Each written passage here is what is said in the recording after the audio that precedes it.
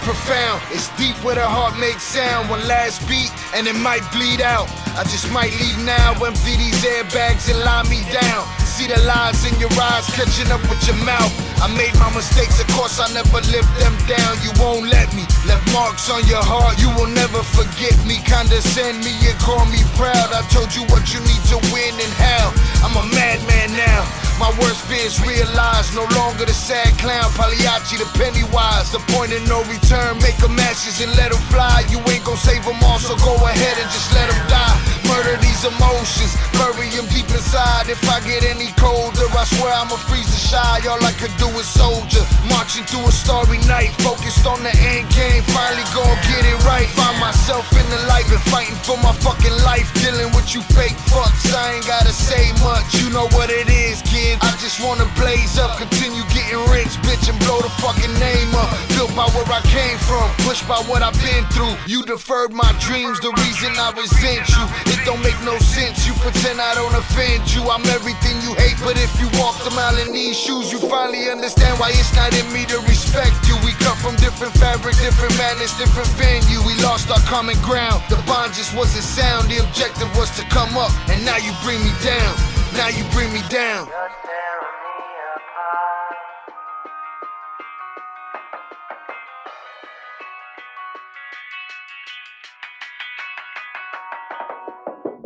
Crushing me inside.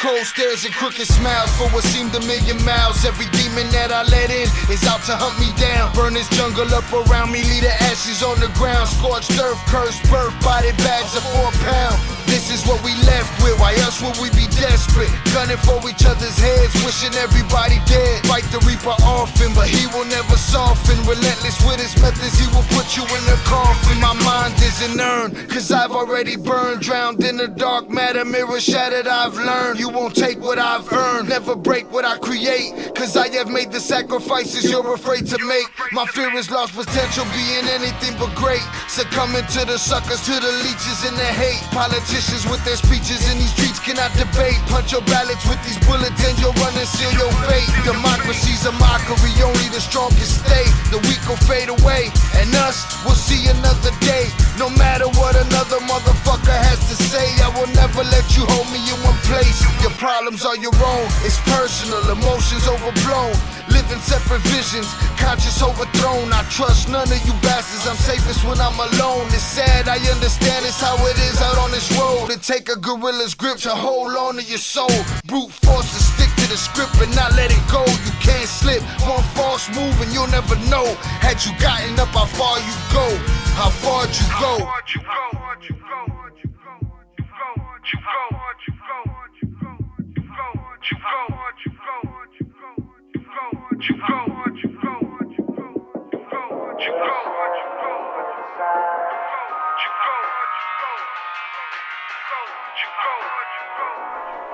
Salute, salute, salute. Welcome back to Shy Ill Reacts. I am your host, Shy Ill, and we are back in the building on a Tuesday night. Little later stream than usual, but we're here to get it done. Appreciate everyone that's here. Hope you had a good Tuesday. For everybody that went to work today, hope you got a good day's hustling. You got to that bag. Hoping everybody's good. And I'm on here. We're gonna hang out for a little while. I got a couple of things I want to look into, check out. Did a lot of editing yesterday after the live stream, but all of that stuff is pretty much scheduled except for one episode. So salutes to that. Much appreciated to y'all being here. Today we're gonna look into a couple of things. Today we're gonna look into Chris Baines. Chris Baines is known basically as this is how they quote him in the newspaper ads and the interviews and stuff. They say a mid-level drug dealer that is somehow the beginning of the road for Thomas Shakeshaft, the DA, to the Flores twins. Now I want to understand how that works because if they don't turn themselves in, I mean, I don't see how much of a case Shake Shack has. So we're gonna look into it and see how this dude is connected to the Flores twins story and see how that adds up. So we're gonna get through that. There's in El Mayo versus Chapo video that I want to check out. The who is the real leader, or who's always been the real leader. And there's I believe a La Balbi, La Muñeca video that I want to check out. So we're gonna check out a couple of things. I hope y'all here to hang out. I appreciate y'all being here. Please wipe your feet on the way in and hit the like button. And I will say this, when these lives start and there's already 3, 4, or 5 likes before the music even ends, oh man, I appreciate y'all because that means y'all just coming in and hitting the button. So I thank y'all for that. It's definitely gonna help us moving forward. We're trying to blow this channel up. So we're gonna get through the housekeeping real quick, and then we're gonna get into the good stuff. Let me get in the chat first. Shout out to JP Jonathan Pantoja. He was in here early. He says salute my dude Sha'il. Great to have you and the content back. Hope you're staying warm and always on your P's and Q's with this wild weather. Absolutely. Stay on my P's and Q's. I live there on my P's and Q's. So salutes to Jonathan Pantoja. Salutes to Old Soul per usual. One of the usual suspects. Another usual suspect, Old 30 North. And another one, Chucky Chingong in the chat. Salutes to y'all. I appreciate y'all for being here. Thank you very much for being here. And I appreciate y'all for hitting the like button. And if you have yet to subscribe, please do. What else? Per usual, we got the TTS donation set up. You can have your comment pop up on my screen and get it read. And it'll look something like this. Test user sent $50 test message. And for $5, you can send a YouTube link, barring that it doesn't get my channel knocked down, because we all know YouTube is attacking me. I will react to the video as it pops up. So hopefully that works. We also have Super Chat, Super Thanks, Venmo, PayPal, Cash App. Anybody that can support and chooses to, we appreciate you. For the rest of you, I just need you to tune in and hit that like button. We've also opened up the Ill Reacts shop, the Ill shop, where we got some merchandise. We'll take a look at some of that real quick. We got a few logos there and a few products there, t-shirts and hoodies and buttons and cups and all kind of stuff. And we got what's it called? Aprons for the backyard boss in your life, for the El Guapo in your life. Let me see if I can get this right here. Today, we're going to be playing Relax, shorty, you talking crazy. Here we go. Let's go straight to the stove. Boom, pop that out right there. Wow. So for those that haven't seen, I'm going to put the link in here. ASAP. The link in the chat. Where we at? Boom, we got hats. We got t-shirts, hoodies, Il Cartel with the red. Boom, white Il Cartel right here, hoodies, t-shirts. And for the El Guapo in your life, the El Guapo Backyard Boss barbecue apron for the El Guapo in your life. So you can get him out there gritting like that. Not to be mistaken with El Chapo. This is all about El Guapo over here.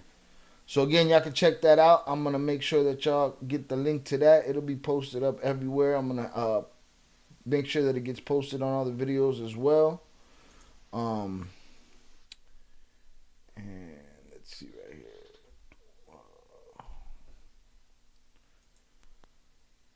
Boom. Let's get this link. Here's the link for the shop right here. So this is yet another way to support. I appreciate y'all. Thank y'all. Boom. We putting in work. I will keep updating it. I'll keep adding new designs to it and new products and stuff like that. So I'll be adjusting and adapting the whole situation there. All right. So we got that housekeeping out the way. Y'all let me know in the chat if anything goes wrong with the stream, because again, it seems to be dropping frames over here, but that could be as it's going to the other platform, Kick. So if you see any problem with the audio visual, you let me know. With that being said, if there's no questions in the chat, we're gonna move forward. Here we go. Hundreds in the chat. Again, I appreciate y'all for being here. Hundreds in the chat for y'all, man. Salutes. Let's take a look here at oh, wrong one. This is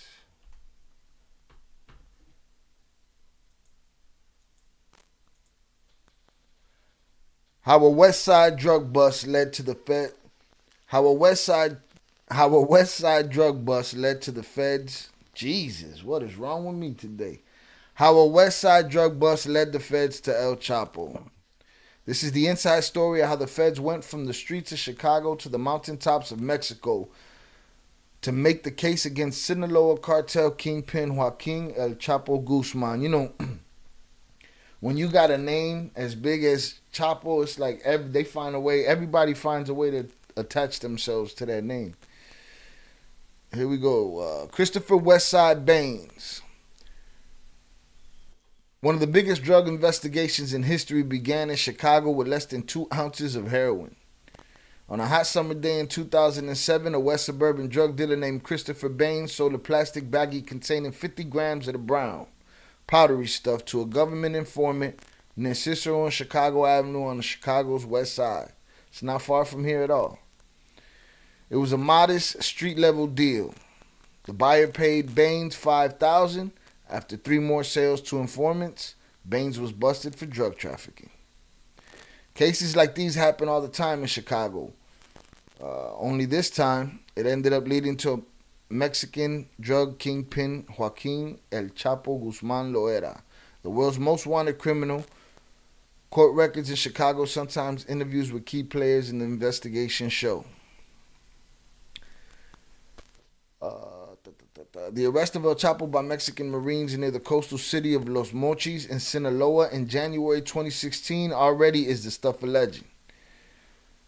With his unsuccessful escape through stinking sewers following a series of failed raids on his properties, one of them after a clandestine meeting with actor Sean Penn,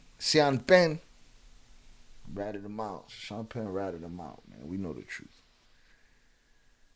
Authorities have never revealed that the case against the man who some believe was the biggest drug kingpin in the world began with Baines, a mid-level dealer whose father owned a grocery store in Austin and also drove a bus for the CTA. His father sounds like a hard-working man.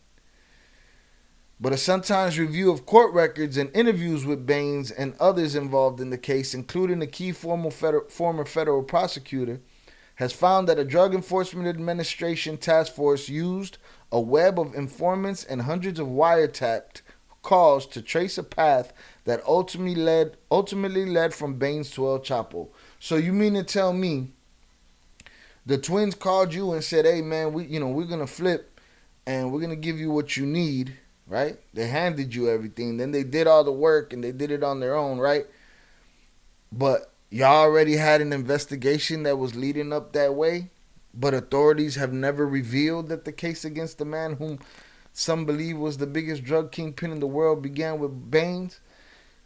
it kind of feels to me like the feds needed to make it look like they were onto something, being that they got something tied up in a bow and handed to them. Y'all tell me if I'm crazy. I don't know. That's just how it feels to me. But again, y'all know I'm a cynic first, and then I'll deduct what I feel at the end of it. Let's see. We went from the streets of Chicago to the mountaintops of Mexico, says Thomas Shakeshaft, a former assistant U.S. attorney who supervised each phase of the investigation. We started a case against the traveling vice lords on the west side of Chicago and went all the way up. Before Sian Pen flew down to Mexico with actress Kate del Castillo, Traffic with Love, and recorded this thing where Chapo admitted he was the largest drug trafficker in the world. We had the only legally admissible voice recording of Chapo in the world. Okay. All right. Shakeshaft credits a combination of hard work, the resources of the U.S. government, and luck. The El Chapo case was the highlight of Shakeshaft's career as a prosecutor, and it exacted an enormous toll. He says the pressure of keeping witnesses alive, which seems like they didn't have much pressure, man. They seemed like they didn't give a shit half the time. He says the pressure of keeping witnesses alive while overseeing an international drug investigation drove him to drink and led to a diagnosis of post-traumatic stress disorder, which eventually killed him. In Bain's case, he says sparked all of it. All right, we're going to see. I hope they got a good explanation, because to me it sounds like they just looking to not look like they had Chapo handed to them with a bow. That's what it looks like. There goes your boy Thomas Shakeshaft right there. Rest in peace. The initial buy. Once listed by Fortune magazine on its roster of billionaires, El Chapo had been charged in 1995 with drug conspiracy in San Diego. But the Chicago investigation led to some of the most damaging evidence against the security-obsessed drug lord. A recording of Guzman negotiating a deal, according to Shakeshaft, and high-level government officials. El Chapo was indicted in Chicago in 2009. At the time, federal prosecutors said he exported tons of drugs to the United States via ships and submarines and 747s. That case sprang from the 13-month investigation that led to Bain's arrest, according to Shakeshaft. Chris Baines was known to DEA as a traveling vice lord. Not necessarily a full-on member of the gang. Well, then he wasn't a traveling vice lord, bro. You know what I'm saying? Chris Baines was known to DEA as a traveling vice lord. Not necessarily a full-on member of the gang, but he was a significant narcotics trafficker on the west side and lived in Maywood, Shakeshaft says. And like a lot of these cases, DEA got started looking at somebody that they know about. And the case agent had a cooperating source who could buy into Baines. And that's how we work things. That's how we work these things. The first buy was on July 3rd, 2007. Baines and his cousin, Charles Parker, sold 50 grams of heroin, less than a cup, to a man with a disturbing rap sheet, including an arrest for murder. The customer was paid at least $3,500 by the DEA to be an informant against Baines, court records show. So they ain't got no qualms about using dudes with murder on their jacket. They ain't got no problem giving them $3,500 to be a rat, though. That's my point. Like, they play this holier than thou shit, and it's like, come on, man. You willing to give anybody the money to get the next guy, and then give him whatever money to get the next guy? It's all bullshit. The informant hopped in Baines' Chevy Tahoe outside a currency exchange in Maywood. After paying Baines $5,000 in money provided by investigators, the informant drove to a home near Cicero on Chicago Avenue on the west side, where Baines' cousin got in the car and placed the drugs in the cup holder, records show. Baines, known as Westside, offered to put him on his team of dealers, the informant told the DEA. Baines and his associates sold similar amounts of heroin to informants 3 other times, records show.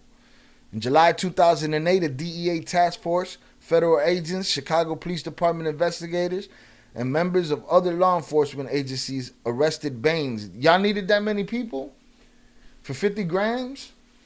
But y'all want to tell me that this dude's connected to the top? Okay. I'm still with you. I'm looking for the reason why they connected to the top. Let's see. He wouldn't talk, but one of his friends, a higher level dealer named Michael Fat Mike King, agreed to cooperate. King's suppliers were Pedro Peter Flores and Margarito Jr. Flores. Okay, there you go. His plug was plugged to the twins. So Baines' plug was Fat Mike. And Fat Mike, and it might not have been Baines' plug, but I'm thinking it is. It's saying a higher level dealer. And his plug was the twins, so that makes sense. King suppliers were Pedro, Peter Flores, and Margarito Jr. Flores, identical twin brothers who grew up in Chicago's little village but moved to Mexico, shipping tons of drugs back to Chicago. Court records examined by the Sun-Times show. The twins agreed to cooperate with the U.S. investigators in late 2008, court records show. And Pedro Flores recorded a damning phone conversation with his supplier, El Chapo. The recording became the key evidence in the 2009 federal indictment filed in the U.S. District Court in Chicago. Guzman and dozens of underlings were charged with running a criminal enterprise that exported billions of dollars of cocaine and heroin to Chicago and other U.S. cities, according to the indictment. In early 2016, El Chapo was extradited to New York, where he's being held awaiting trial set for September. The charges against him in the Chicago indictment have been rolled into the monumental case against him to be heard in Brooklyn. The case involves hundreds of thousands of documents and thousands of hours of secret recordings. So I guess it wasn't the twins weren't the only ones recording them. Evidently. From church usher to dealer. So that's the connection. The connection is that they hit Buddy for 50 grams. His connect ratted him out. How did they even get to the Fat Mike guy? I don't know. I'm going to look into it. We'll see. So salutes Ian Heslip in the chat. Salutes Hunters for you, bro. Appreciate it. Thank you for being here. Make sure you hit the like button. We're hanging out. Salute. In a series of emails and phone conversations from prison in Ohio, where he's doing a 20-year sentence, Baines, 44, who was once a youth usher in church, talked about his middle-class background, his involvement with drugs, and his unwitting role in the investigation of El Chapo. His parents owned a grocery and liquor store near Columbus Park in Austin, and the family also lived in that West Side neighborhood. His late father also drove a Chicago Transit Authority bus, working the night shift. The family moved to Maywood when Christopher was 5. Boy, Daddy was trying to get that paper. In the late 1980s, Baines' older brothers got shot to death within a year of each other, and Baines' best friend also was killed. Baines was 14. It wasn't the same when I lost my best friend and my 2 brothers, he said. Baines said he wasn't a good student, but managed to graduate from St. Joseph High School in Westchester, where he was a classmate of basketball player William Gates and Arthur Agee, who were featured in the acclaimed Hoop Dreams. He said he got a job at Riverside Mall in the suburbs and also worked for a couple of months at the Melrose Park Post Office. His parents tried to keep him away from the streets and the life that claimed his brothers, he said. In 1991, he was gassing up his car in Maywood when a man came up and asked for an 8-ball. Street lingo for an eighth of an ounce of cocaine. Baines said he'd never dealt drugs before, but he agreed to the deal for $150, then drove 10 minutes to the west side and met with a drug dealer who'd been a friend of one of his brothers. He said, no. He said, no, I'm not gonna get in trouble with your dad, Baines said. But I said, he'll never know.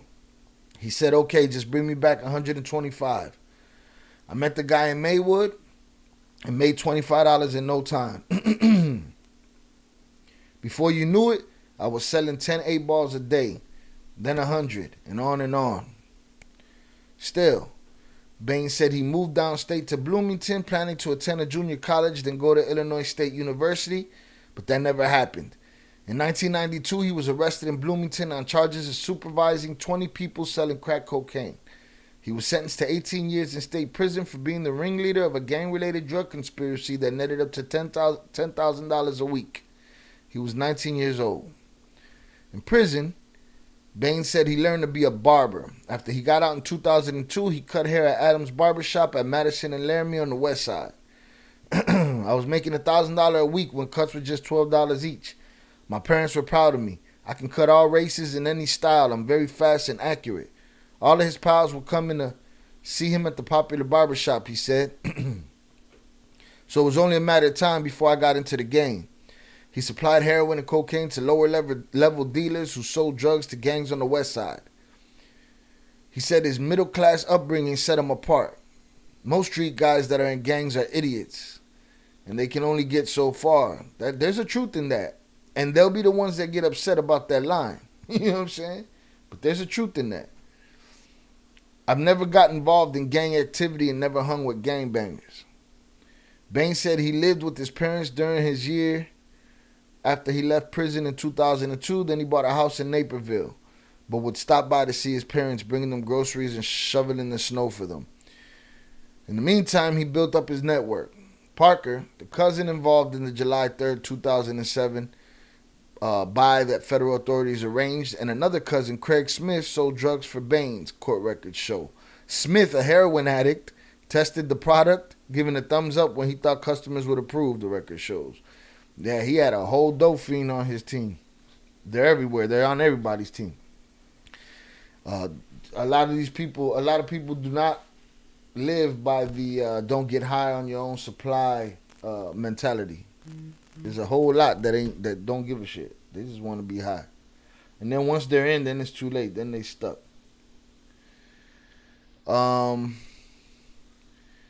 Even though Baines was arrested for selling small amounts of drugs to informants, 334 grams between July and December 2007, authorities said he was a mid-level dealer. He agrees, admitting he bought from several major connects who supplied him with dozens of kilos of cocaine and several kilos of heroin at a time. The Fat Mike connection. I wonder if that's Fat Mike. He looks like a Fat Mike. One of his good friends was King, the trafficker known as Fat Mike, who weighed over 300 pounds and owned homes in upscale neighborhoods around Chicago, on the Gold Coast, and in Country Club Hills, Willow Springs, and Orland Park. Court records show King's homes were outfitted with concealed compartments in the walls where he'd hide drugs and cash. A 100-kilogram cocaine deal was no big deal for King, according to prosecutors, who said he got his drugs directly from the Flores twins in Mexico. Baines and Fat Mike rode Harleys together and ate at places like Ruth Chris Steakhouse. Look at that view. See Ruth Chris from here. Baines said he didn't want to do business with his good friends, so he went through an associate of King. But the relationship was rocky from the start. Baines said the supplier, whom he would not identify, bought directly from the twins. My first order was 25 keys, he said. I paid in 3 days, but he only gave me 12. That's the game right there. The drama. Later, when a shipment of 35 kilos of cocaine and 2 kilos of heroin didn't show up, Baines said he and his girlfriend flew to Cancun, Mexico, where the 6-foot-tall Baines met the 5'4" Peter Flores in early 2007. He told us about a nice newer hotel to stay at, so we stayed there along with his family. Baines said, he knocked on the door of my hotel room and I went to answer it. He was so short. I looked down and said to him, damn, you a funny looking motherfucker. Is that how you say? That's the first thing you say to somebody that you want to come get something from? Like, that's why I don't believe these fucking stories. And if the stories do be real, then y'all be dumb as fuck. You know what I'm saying? Because that's not how you do business. You don't just walk in and tell a motherfucker what you thinking. It's crazy to me.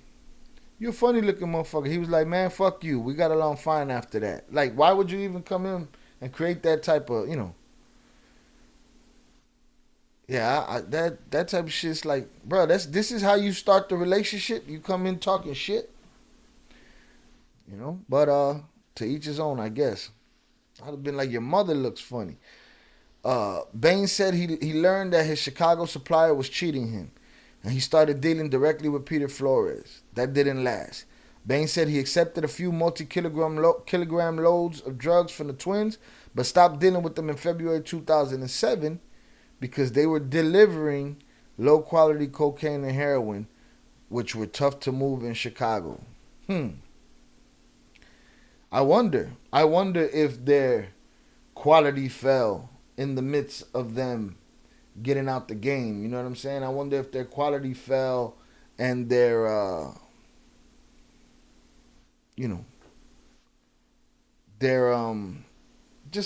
leave it at that because I can't find another word. But the quality of their product, their standards. I wonder if their standards fell. You know what I'm saying? Jonathan Pantoja said even the Twins were smart enough to not do that. Absolutely. Like, you got to relax. You know? Mind you, they be a little loose with the joking, with the, people that got, that kidnap motherfuckers and shit. But, dude, just walk through the door. You coming to me to connect. You want to get a straight line. You want this dude to like you. The first thing you do is say something stupid when you walk through the door. That just lets me know that you're a liability, if you ask me. Mind you, I don't need to have meetings with you, but if that's how you're going to walk into every meeting I take you with, you ain't coming to no meetings with me. Because you're going to piss off the wrong dude, and that's going to create an issue.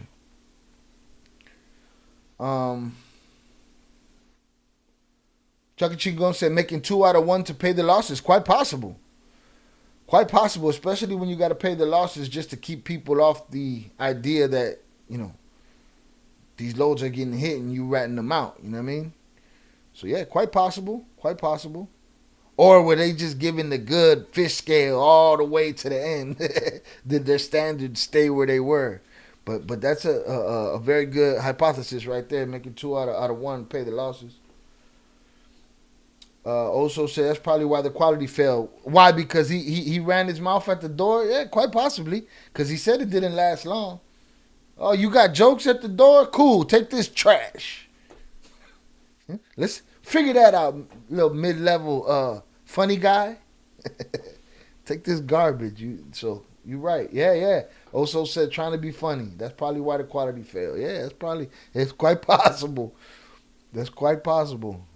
Trying to be funny, bro? Cool. Take this trash. Because they were delivering low quality cocaine and heroin, which were tough to move in Chicago, and I just didn't trust them, said Baines, who didn't like that Peter Flores talked openly about his other customers. But we haven't heard about that either. He's the first to say that.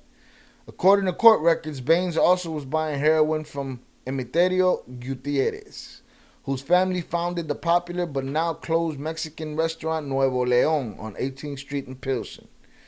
Gutierrez had worked in the restaurant and his mother's store before he started Bubbles Auto Spa in Cicero, where he met a cast of characters who introduced him to the drug business, according to court records. Emiterio Gutierrez was not my main connect, Baines said. Still, when authorities approached Gutierrez, he agreed to cooperate against Baines. Gutierrez and Baines' courier, Christine Burgos, that name sounds familiar as shit right there, but then again, it's a very common name. Hold on. I think YouTube is tweaking. Y'all let me know if the stream's acting funny. Again, I'm streaming on multiple platforms. If it continues to be a problem, then I'm gonna have to find another way to do it. But y'all let me know if anything went bad on the stream. Again, that name sounds mad familiar, but it's a common name, Christine Burgos. So, Gutierrez and Baines' courier, Christine Burgos, testified Baines was buying about 1 kilogram a week from Gutierrez in 2005 and 2006, and about 2 kilograms a month in 2007. So you worried about not trusting the twins, and Buddy turned you and dimed you out. Baines incriminated himself. Court records show in hundreds of wiretap calls in which he plotted drug deals and bragged he made $25,000 a month and drove a silver Corvette. Ha! Running your mouth. Running your mouth. All right, the stream still looks good. I'm going to leave it alone.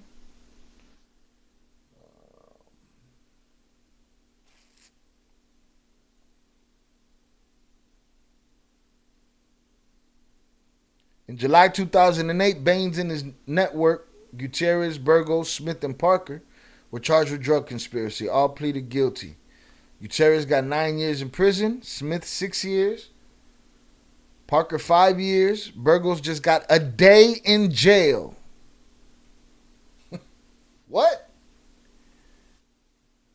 Equality where? A day in jail. What did she give up? She had to give up all kind of shit. She probably gave them all up. They probably started with her. She was a courier. How you get 1 day? 1 day? 1 day?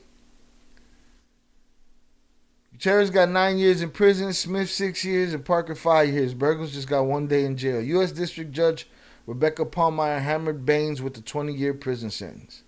There's no doubt in my mind that you were dealing in very substantial quantities of a drug that is dangerous and that destroys the fabric of our community and makes Chicago not a nice place to be.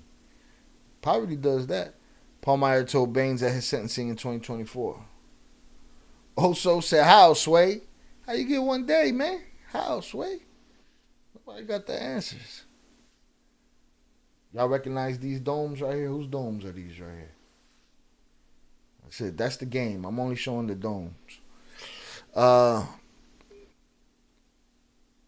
Baines said he got screwed for refusing to cooperate.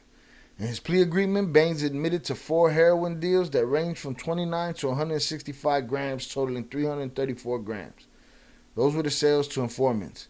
At his sentencing, though, prosecutors presented evidence Baines sold at least 30 kilograms of heroin as well as cocaine. Anytime you don't cooperate with the feds, they throw everything at you. Shit. From what we've learned on this story is every time you do cooperate with the feds, they throw everything at you. So, you're going to have to make your decisions wisely. Chucky Chingon said, houseway.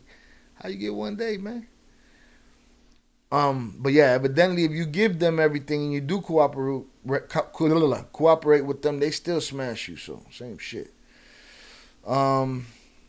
Sheikh Shaf, who prosecuted him, said if you cooperate, you have the potential to gain a benefit. Working up the chain. Baines occupied one of the lower rungs in Chicago's drug supply chain, but information from wiretaps and informants in his case led investigators up the ladder, record shows. Fat Mike King was a much bigger fish, and authorities quickly set their hooks in him. Unfortunately for King, one of the biggest customers became a snitch for the DEA. One of his biggest customers became a snitch for the DEA. The informant, who lived in Lexington, Kentucky, revealed that he and King had flown to the resort city of Puerto Vallarta, Mexico in 2006 to meet with King's supplier, the Flores twins. Jonathan Pantoja said BMF got football numbers. Absolutely.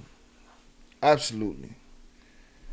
It's crazy that Southwest T is out. And COVID did that, but they refused that for Big Meech. I'm looking to do a video of BMF Flores twins combination video.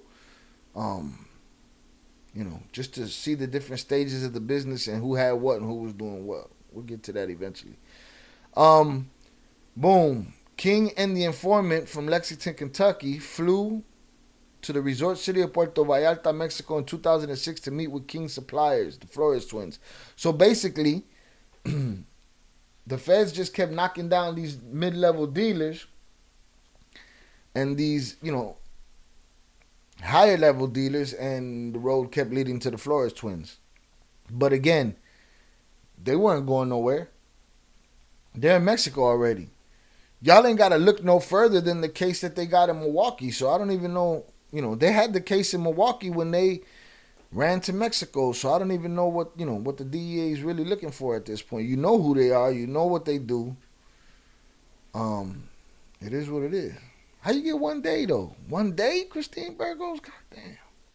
In 2008, the informant agreed to cooperate with investigators. Of course he did.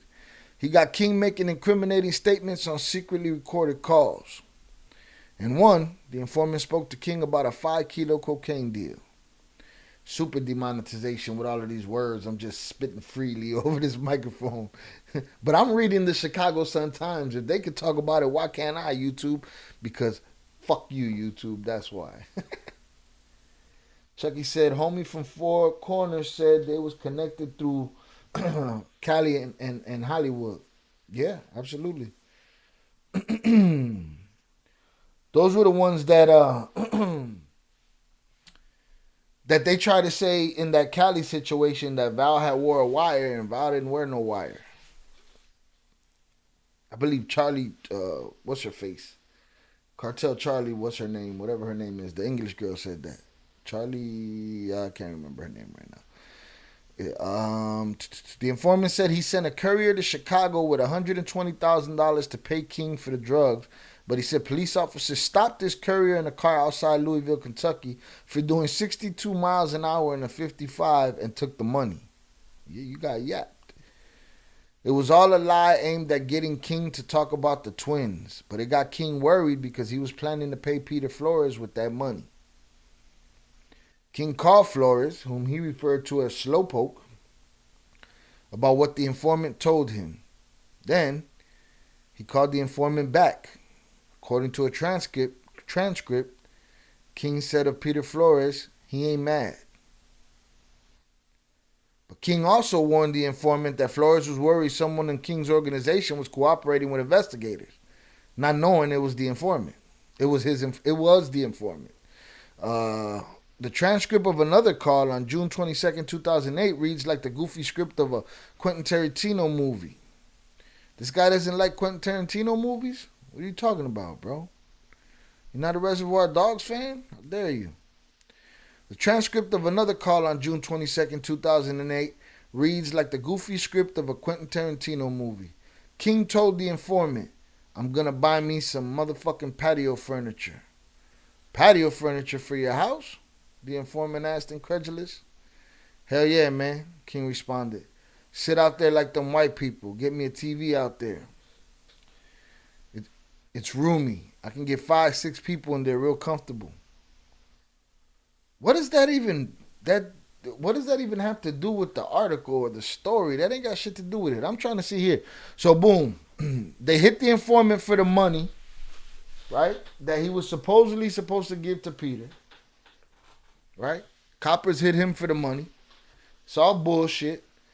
They just want King under pressure. Right? He called Peter. Then he called the informant back and told him he ain't mad. And he also warned him that Flores was worried someone in the organization. So Peter's telling him, you got a rat in your situation.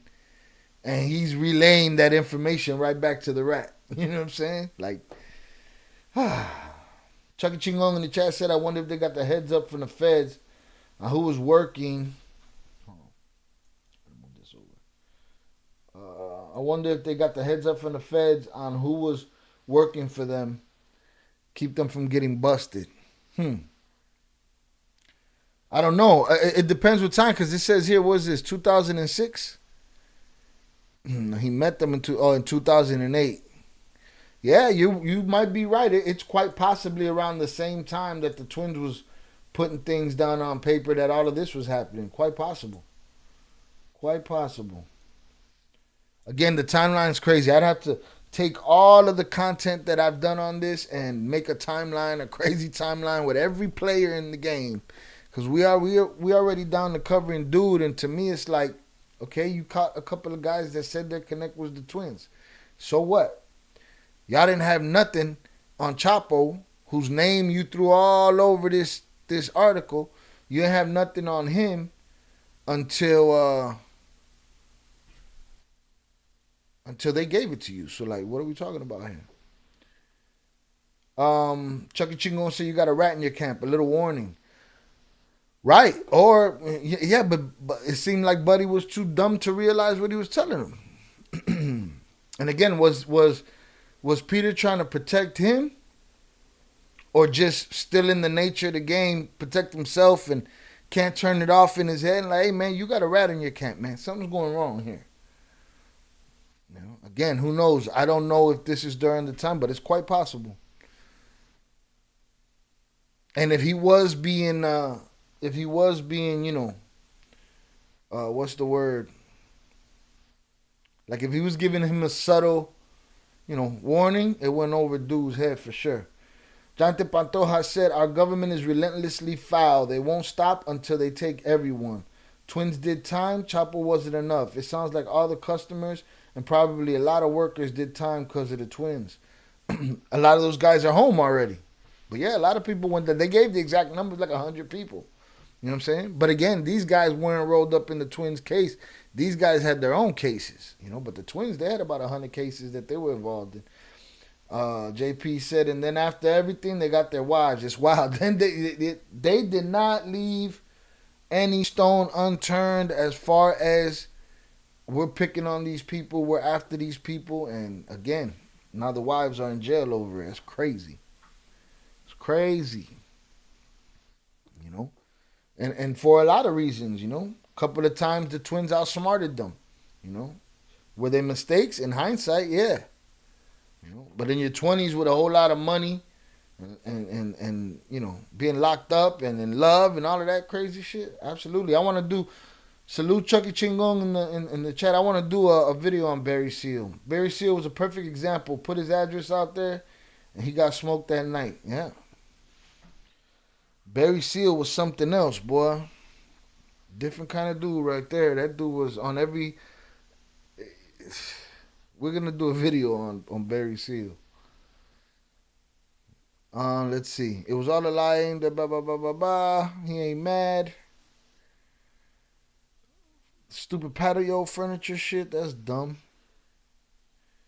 Soon King's suburban bliss would end. Presented with the evidence against him, he too agreed to cooperate, court records show. King never went to prison. Suffering from diabetes and other medical problems, he died of natural causes before the case against him was resolved.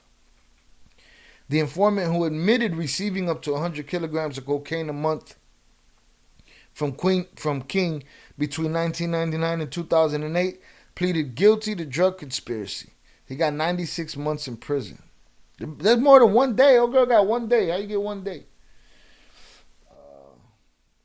Chucky G gonna say, hell yeah, that'll be a good one, boss. Yeah, I definitely want to do a Barry Seals video for sure.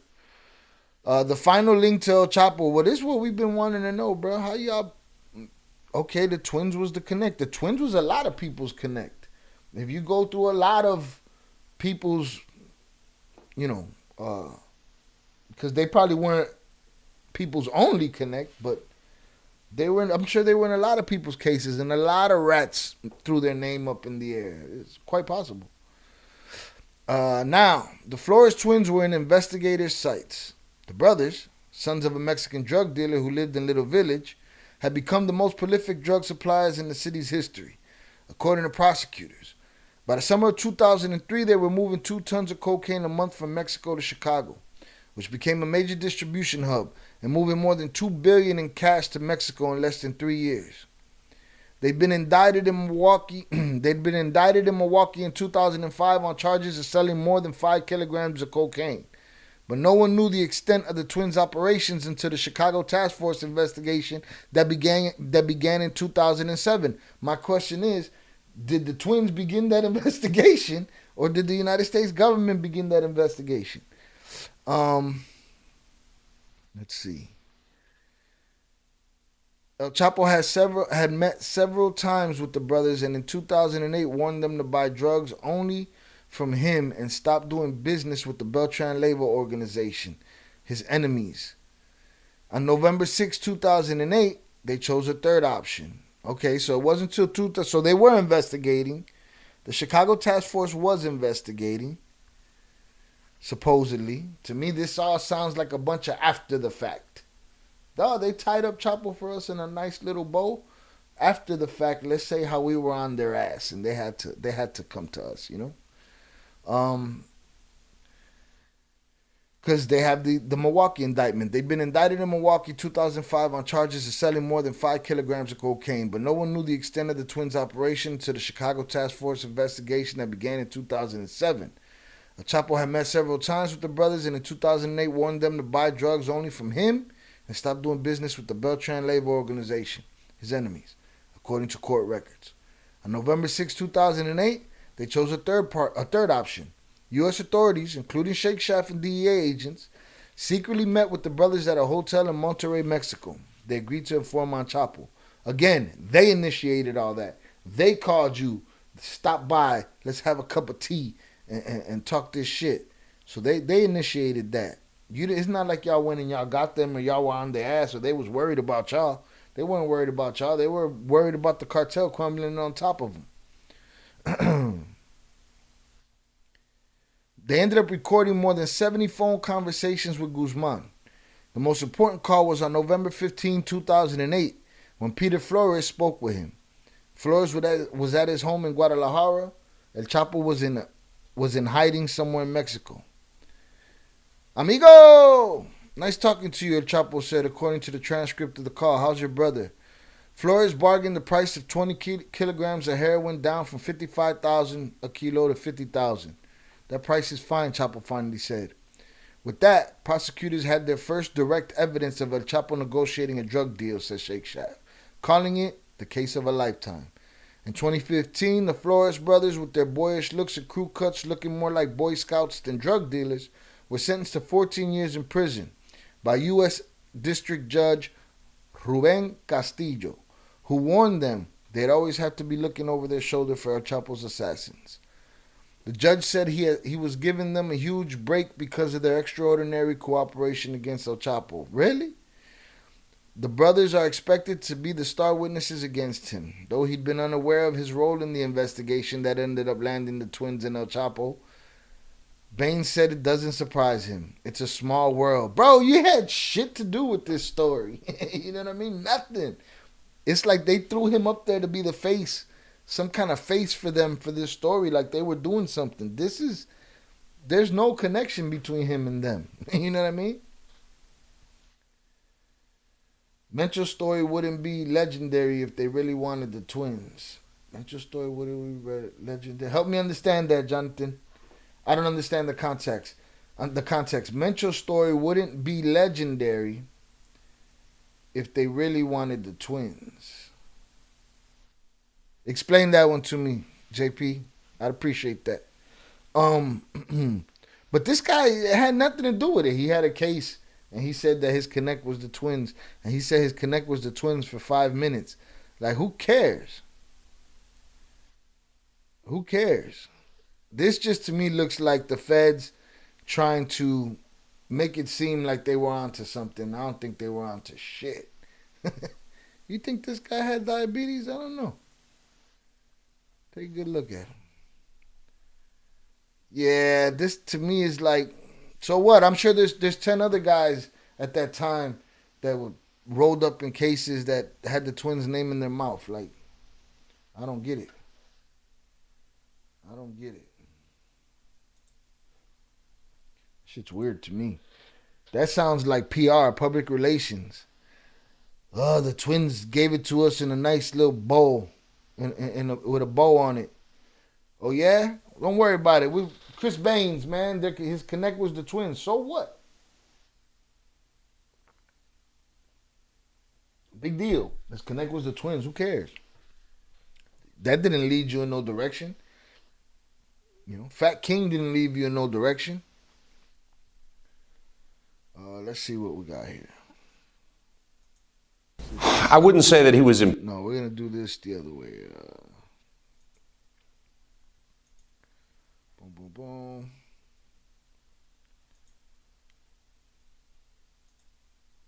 Yeah, that guy has shit to do with the twins. They just did a little public relations real quick and said, you know,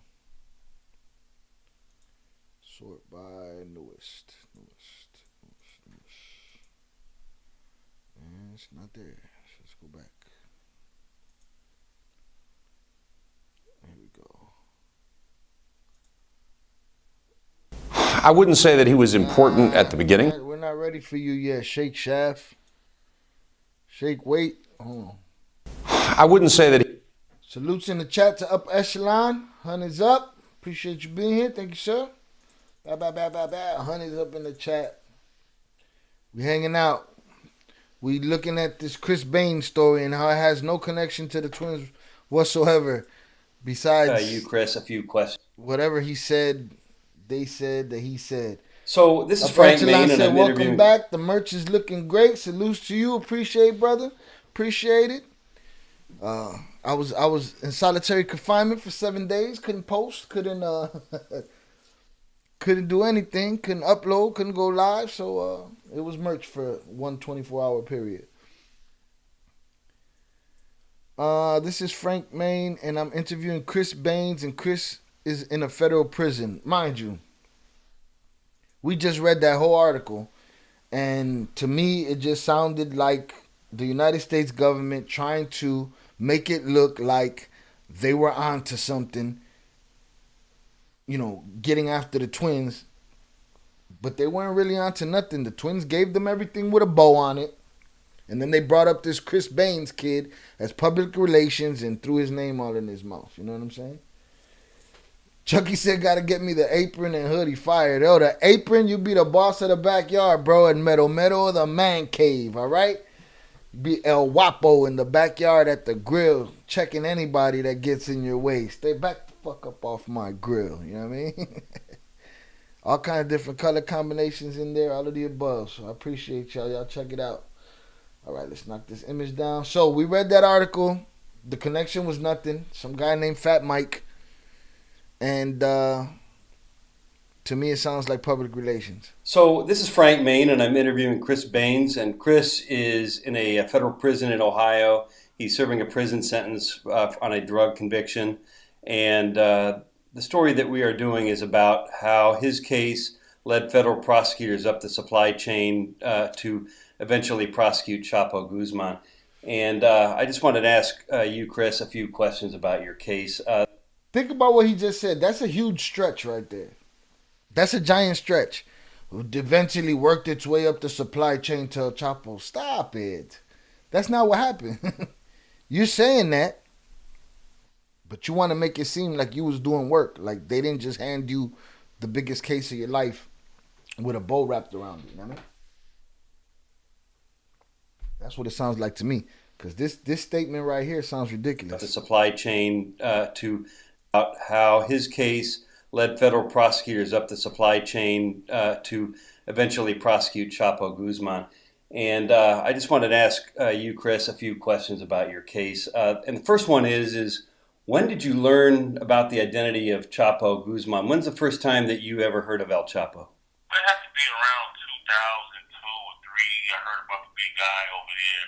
He's supposed to be like the next Pablo Escobar or whatever. In your business, which was totally based in Chicago, did you ever envision that you would one day have connection with people who were his major suppliers, the Margarito and Pedro Flores, who were called the Twins and are also convicted on a drug conspiracy charge?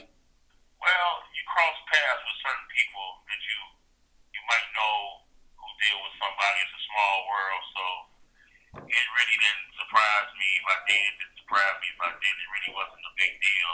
As long as I got what I wanted and did what I wanted to do, I was never the type of groupie guy because somebody has, contacts to get a certain amount. So my question is, does it surprise you that your relatively small case according to prosecutors, led them up the ladder to the Twins and eventually to prosecuting El Chapo? In other words, they say there's Callers from a federal prison. They say there's a straight line between your case and... There's no line between their case and Chapo's case. There's no line there. That doesn't exist. You know what I'm saying? There's nothing there. Y'all making this shit up, man. This guy was hard up for a story. And Shake Shack was hard up for some public relations to say, hey, man, we didn't get this tied up in a bow. We did work. And you just got a couple of guys that say, oh, they were my connect. There were a lot of people's connect. Jonathan Pantoja said, if the DEA really wanted to get the Twins on that Milwaukee warrant, I see what you're saying now. Thankfully, Mencho came through with his crew and did that swap. And if I remember, whoever got the fake kids never fought. I don't understand that ending, but now I get what you're saying. Yeah, they were probably going down, or maybe they were coming to this task force. You know what I'm saying? Maybe if that switcheroo never happened when Mencho and them, saved them, maybe if that don't happen, they end up coming right back, get hit by this supposed squad that they had right here, that they say that they had, that make some kind of connection between this guy and them. That it's cool. It's the same connection as anybody else would have with them. They're making it seem like it led to it, right? But if Mencho never pulled that switcheroo, yeah, it would have ended bad for them early. They would have got hit for the Milwaukee shit. They would have got hit for whatever this squad is coming for them for.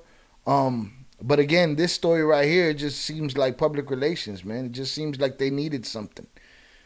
Like there's no details. Okay, he said he went to visit Peter and had a smart mouth with him. He said this, that, the other. The other guy said he spoke to somebody. It's like, I don't know, man. It's a bunch of he said, she said, and it don't add up to Chapo at all. Shout out Adrian Torres in the chat. Salutes to you. Hundreds up. Appreciate you being here. Everybody, please hit the like button. Please do not forget to hit the like button. I appreciate y'all. And the Chicago indictment against Chapo. Basically, I should never had been in the category as them. Well, that's the truth right there. He said I should have never been in that category. Basically, I should have never been in a category with them. Okay, we'll be in agreement with that, right? But why? So why does the news and the courts and everybody seem to think that this guy getting popped was the beginning of the end for them? That's what I don't understand. To me, again, it's Shake Shaft saying, no, we were working. We were getting something done. We were going to get to them eventually. They just happened to ring us up. All right, if you say so. This seems like it was just put together. The same way they accused the chain story, 50 Cent doing the chain story for publicity and for confusion's sake, that's what this seems like. You know what I'm saying? Agent Toy said, are you wearing Hecho Mexico shirt? Nah, bro. Almost. I made this shirt many years ago. Chucky Chingon said papers. Yeah, papers. So yeah, this is bullshit to me. Basically, I should never had been in the category as them. Obvious, though, they was more responsible for the multitude of drugs coming into the city. You think? From the city, so I wasn't bringing it over. You know what I mean? Why did you not cooperate with the feds when they had you? Cooperation was never in my vocabulary. I don't agree with setting somebody up or cooperating to get somebody else in trouble who might not even be in trouble. And I'm totally against it. Because when all this is over, I can go downtown to Beckham Fountain, take a picture at 11 o'clock at night. I don't have to worry about who's going to put a bullet in the back of my head. I can feel comfortable after this, knowing I didn't get anyone in any trouble. So the twins, who were Chapo's biggest customers in the United States, only got 14 years in prison because of their cooperation. You wound up with 20 years in prison. You've said that you thought that was an unfair sentence. Why do you think that? Well, I only technically have 300 grams of heroin on my case total. Yeah, bro. Listen, I don't care about nothing. He ain't got no connection. This dude, everybody at his level was getting their work. If they had 3 people that they got work from, one of them was coming from the twins somehow, some way, some form. You know what I'm saying? And so everybody was the beginning line to all the way up the supply chain to Chapo. If that's how you want to talk about it, you know what I mean? But why would they even make this story? We're going to hear Shake Shaft talk about it. Adrian Torres said, nice. Chucky Chingon said, yep, walk with your head up in your city. Absolutely. They use With a fucking chip on my shoulder. testimonies of other people to run my drug amount up to allow me to get 20 years. It's Man, you never just fair got screwed, bro. Because they basically, I don't cooperate. They throw the book at me. They cooperate, and they had actual drugs from their case, actual hundreds and hundreds and hundreds of keys, and they still only get 14 years.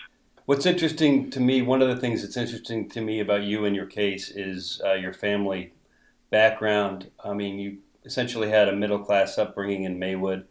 Your parents owned a grocery store on the west side. Your dad drove a bus, a CTA bus.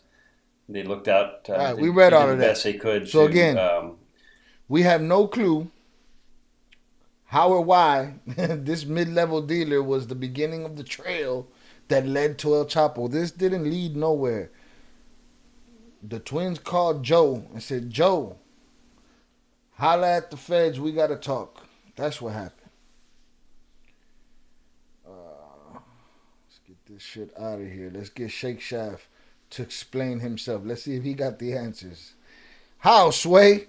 How is this the beginning of the line to El Chapo, the straight line to El Chapo? That sounds like some bullshit to me. How? Let's see.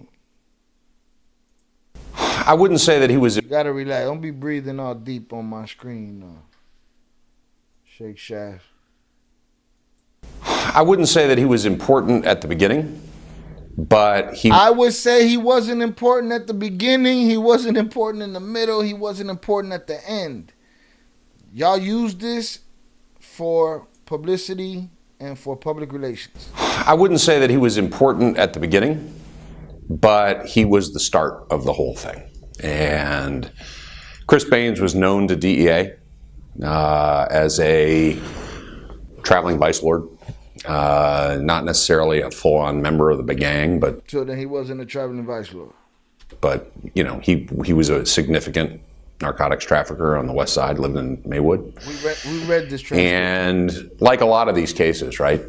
DEA got started looking at somebody that they know about, and the case agent had a cooperating source who could buy into Baines, and that's how we work these things, right? So he had a source who was able to buy into Baines and make a recorded phone call, and that got us up on a T3 wiretap on Baines's phone. And little did I know at the time that that was going to be the beginning of an 8-year odyssey of going from Baines to Michael King to the Flores brothers in Mexico, and then to Chapo.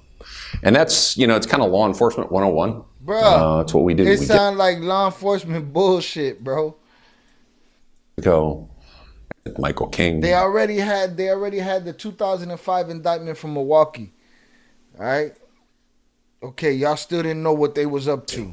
Of going from Baines to Michael to King. Fat Mike, stop. Little did I know at the time that that was going to be the beginning of an 8-year odyssey of going from Baines to Michael King to the Flores brothers in Mexico. There's a big gap. And then to Chapo. There's a big gap in the middle between them and the twins and Chapo, bro. You know what I'm saying? And the United States government did not traverse that gap. The twins threw out the lasso and pulled them closer. That's how that worked. And that's, you know, it's kind of law enforcement 101. Bullshit 101. That's what we do. We get the... That's what we do. I wouldn't say Chris Baines was low-hanging fruit. He was a mid-level, pretty significant drug trafficker. But that's the way we do it. And that's what we did in this case. The Feds started out with Christopher Baines, and they quickly moved up the ladder. They wound up targeting Todd Howard, who is a big-time drug supplier in Kentucky, and he led... Right, so now we got the name. They didn't give us the name in the article, but now we got the name. It was Todd Howard. He was the rat from Kentucky that Peter warned Fat Mike about, and Fat Mike called him and said, Peter said we might got a rat in the crew. Like, bro, you talking to him? Them to the twins. Margaret, who is a big-time drug supplier in Kentucky, and he led them to the twins. Led them? Led who? Who's them? Who showed up? Nobody showed up. That's why this is bullshit. Margarito and Pedro Flores, who have been called the biggest drug dealers in Chicago history. In November 2008, Pedro Flores was at home when he called El Chapo, and they discussed a major drug deal. That got nothing to do with Chris Baines, Fat Mike, Terrence Howard, or whatever his name is. Terrence Howard's gonna save the world, for those that don't know. He figured out math is bullshit. None of that got to do with this phone call. None of that got to do with the twins reached out with nobody on their heels, no Apache helicopters coming to get them. They reached out, made it happen. This is public relations. It was gold for prosecutors, but Pedro Flores risked his life by making that call. It was the first time that prosecutors caught El Chapo on audio making a drug deal. It became key evidence in the 2009 indictment against him in Chicago. It was about 10 o'clock at night, November 10th, 2008. And the case agent, whose name I won't use, but he knows who he is, and I were in my office, the U.S. Attorney's office, and we got the recording from Mexico. It was an 8-kilo heroin deal at a Best Buy, at a Home Depot, about 9 miles, 10 miles due west of the loop. And I remember taking the elevator down with the case agent, and he said, "We've got Chapo. Question now is whether we can get Mayo." And I got the answer to that one for you. Hell no. I don't want to say we were giddy because we knew what we were dealing with. Hollywood actor Sean Penn and Mexican actress Kate Del Castillo met El Chapo at a mountaintop hideout in September 2015. Sean Penn was working as a reporter for the Rolling Stone magazine at the time. In his story that was published in January 2016, he quoted El Chapo directly. He says, "I supply more heroin, methamphetamine, cocaine, and marijuana than anybody else in the world. I have a fleet of submarines, airplanes, trucks, and boats." You know, at the time, before Sean Penn flew down to Mexico with Kate Del Castillo and recorded this thing, and where Chapo admitted he was the largest drug trafficker in the world, we had the only legally admissible voice recording of Chapo in the world. We indicted 62 of the top level members of the Sinaloa cartel, and at the end of the day, we were 58 for 58. The only 4 guys that we didn't convict were guys who were either murdered in Mexico or were and remain fugitives. Chapo's one of them. Mayo's one of them. 58 for Chapo's 58. kids. There's the answer, It's amazing Jonathan. we didn't make more mistakes. So it's 58 people. Chapo's one of them. Mayo's one of them. We indicted 62 of the top level members of the Sinaloa cartel, and at the end of the day, we were 58 for 58. The only 4 guys that we didn't convict were guys who were either murdered in Mexico or were and remain fugitives. Chapo's one of them. Mayo's one of them. Chapo's kids. It's amazing we didn't make more mistakes, and it's amazing that more guys weren't killed on our watch. I'm the son of a guy who won the Silver Star in Battle of the Bulge. He's an incredibly moral man. My dad was my hero. It's one of the reasons I took this job, because I wanted to try to live up to him. And now I got diagnosed with PTSD. You know, I woke up every day for 6.5 years, afraid that I was going to make a mistake that was going to get somebody killed. And, you know, you only need to see somebody get decapitated with a chainsaw once, and it sticks with you. My refuge every day was 45 minutes in the Federale watering hole with the DEA and FBI agents I was working with. And, you know, I didn't do myself any favors. And I own up to that. But I also did my job, you know. So on the one hand, professionally, I did the right thing by our country. But on a personal level, it hasn't been easy. What you didn't do was run an investigation from Chris Baines all the way to Chapo. That's what you didn't do. Jonathan Pantoja said, "I feel like they played the dudes so they wouldn't feel stupid when the twins got Chapo and worked their way through the system." Right. They had to make themselves look like as the government weren't weak with their tactics and whatnot. Yeah, I feel like the twins called them one day and was like, "Yo, I'm going to give you everything." And they were like, "Damn, we didn't even know we wanted all of that." You know what I'm saying? And they gave it to them, and they gave it to them in a nice little bowl, and they suffered to get it to them, right? But then these guys was thinking like, but man, it's not like they just handed us everything. It's going to look like we didn't do shit. Now, mind you, it sounds petty, right? But these government agencies play at this petty level. At the end of the day, it doesn't matter who's wearing the suit, who's behind the desk. They're all human beings. Some of them are lame. Some of them are insecure inside. Some of them are terrified. Some are trying to live up to daddy's name and don't know if they can. Some of them are this. Some of them are that. They're all hiding who they really are. They're hiding their addictions. They're hiding their alcoholism. They're hiding everything, all the skeletons in their closet. You know what I'm saying? So these are normal people. So they do petty shit like that. I feel like they were like, yeah, we have to at least say that we were on their ass. Because to me, they're insinuating if the twins didn't reach out to us, we would have got them anyway through. Because it started with Chris Baines and it worked their way to the top. Nah, bullshit. Bullshit. Y'all used him as a tool, as a pawn to just put out a story to set a... That's what it seems like to me. This is what it seems like to me. I could be wrong.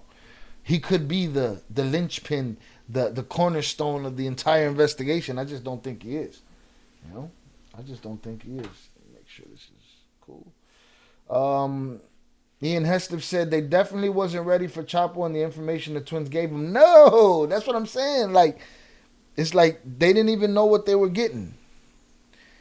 They couldn't help them get it. There was nothing they could do for them, whatever. But they're like, all right, we got to make it look like we did some work. Like I was really at. The twins did this guy a career favor. You know what I'm saying? At the end of the day, they gave him what he wanted.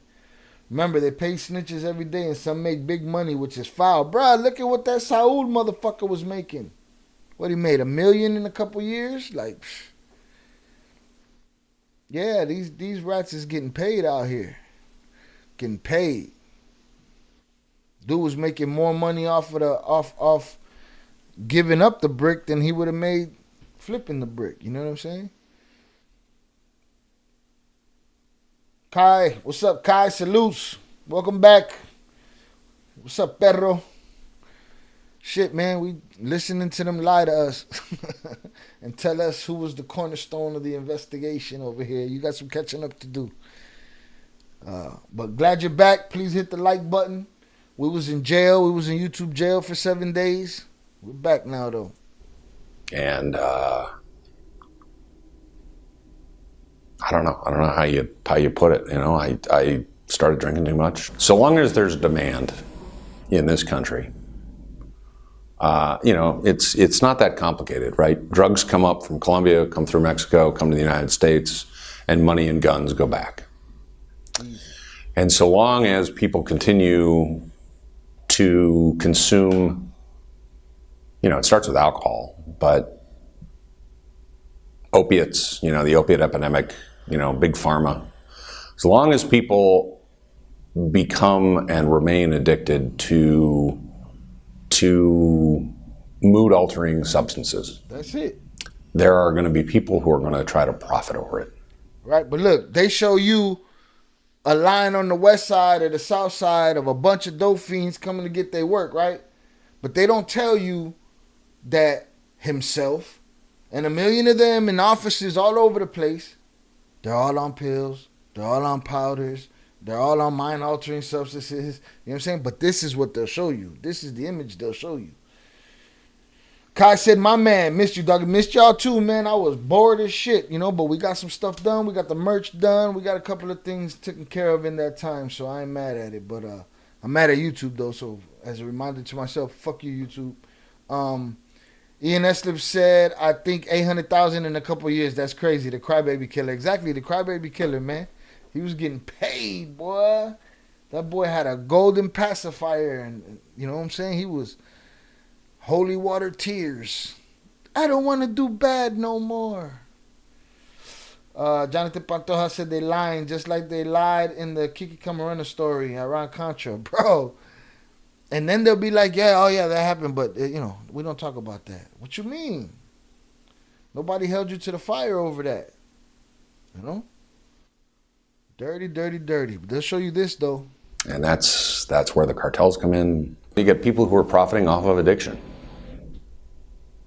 All over the place. Rehab centers, the recovery community, you know. People profiting over addiction. The police. The United States Attorney's Office. Y'all don't got a job without it. Cartels. Who are you going to chase? Or who are you going to not chase? Who are you going to let come to you and then you make up a story about how you chased them and you was about to get them, but then they came to you? Come on, man. They're all feasting off of human misery.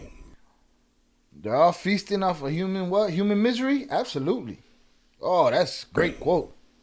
Mind you, the man died over the shit. You know, the man lost his life to alcohol and just being generally unhealthy. Also said facts. Crazy talk, boy. So we made it through the kingpin, which is Chris Baines. That had nothing to do with nothing from nowhere to nothingness and nothinglandia, bro. That was I don't even know why they even got dude involved to begin with. You know what I mean? Wildin'. They said, and the Chicago Sun-Times, the first line in the video title is El Chapo. Okay, and then it says meet the mid-level Chicago drug dealers whose bus led feds to El Chapo. It didn't lead y'all to nowhere, to nothing. Y'all made that all up and can't explain it. Y'all sound like the Chain story for real. Salute y'all. Appreciate y'all being here. Please hit the like button if you have yet to do so. Hundreds in the chat for y'all. I'm going to even hit this little heart thing over here because I don't know what it does, but I'm going to hit it with the hundreds. Let's see if we get some traction around here. Again, I'm going to put y'all up on game in the chat and give y'all some more links to a couple of playlists. Got the, of course, when I started it all. Julio Cardenas, much love, Shia from Houston. Salutes to you from Chicago. Boom, right here we got the one that started all, the Surviving El Chapo playlist. And here we got the Cartel Wise playlist, the True Crime playlist. Wow. And the Tragic Death of Zach TV1 playlist. Page. And we also have the invite to our Discord. And pinned to the top of the chat, we have our new merch store. Boom. So y'all check that out when y'all got time. Jonathan said we wouldn't have these problems without Vietnam and that crack epidemic. Then dudes can't live with themselves and drink themselves to death. Salute for another dope content, my dude. Appreciate it. Absolutely, bro. Vietnam was a big one, too. A lot of dudes left America, clean and sober and came back addicted to everything. So that's a real deal right there. Chucky said you stacked now. Nice. Keep it rolling. Yeah, man, I'm trying to, dog. Trying to keep these strikes off me and keep it moving. All right, so we figured out that Chris Baines was the kingpin, and if not for him, they would have never caught El Chapo. All right, we learned that today. We're going to move on to the next thing. And I appreciate the engagement. I appreciate the conversation in the chat, man. We just hanging out, talking our cartel shit. Probably go look at some dumb criminals or something eventually, pretty soon. Let's see what else we got here. I had lined up.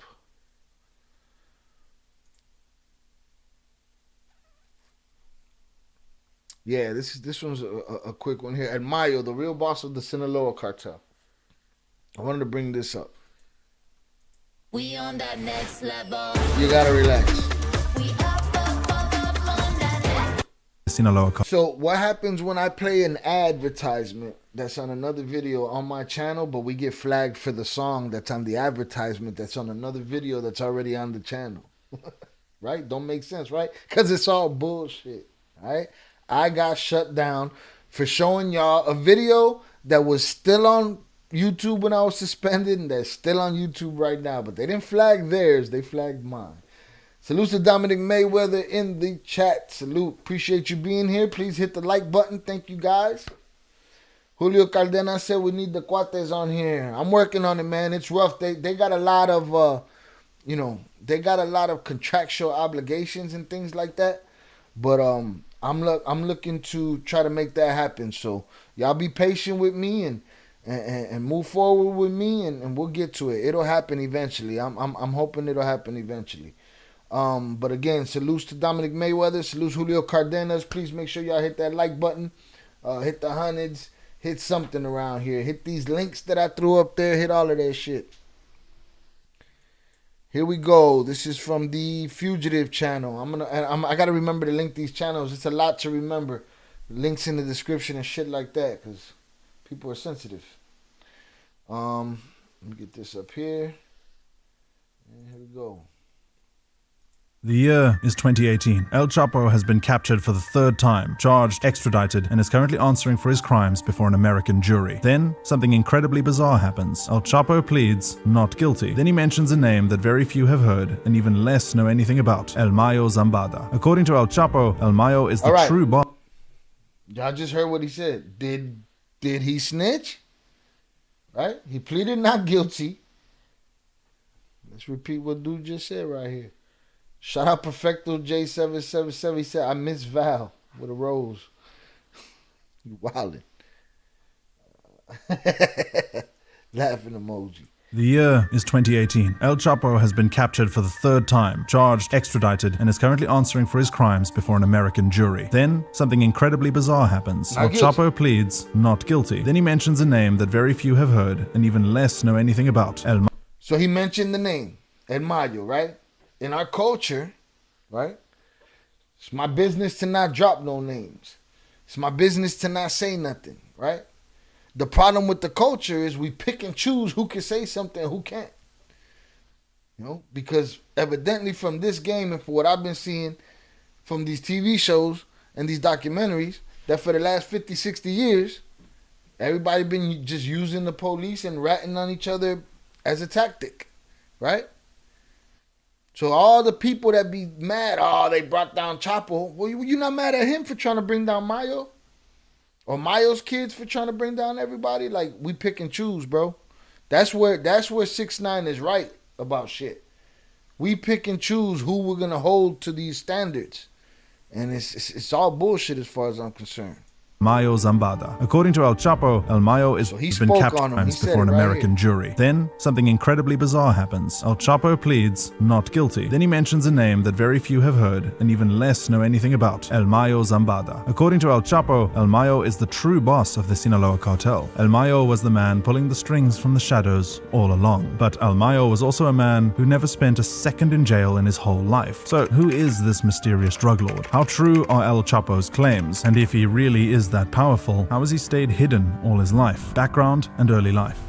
A lot about El Mayo's life is shrouded in mystery. The drug lord is so off the grid, so unknown, that he almost became a legend. Some don't even believe he even exists, but he does. El Mayo exists. Those who know him closely say that El Mayo never speaks on phones, never speaks a word in meetings, and has only granted one interview in his life. The interview where this picture was taken. Because unlike El Chapo, who courted fame until he got caught, El Mayo caught... How many times did we argue in season 1 of Surviving El Chapo when I said, ain't no old drug dealers because they can't do this, and that, right? Because these young dudes give it away and they showing it off and it's this, that, and the other. And there was people in the comments arguing with me.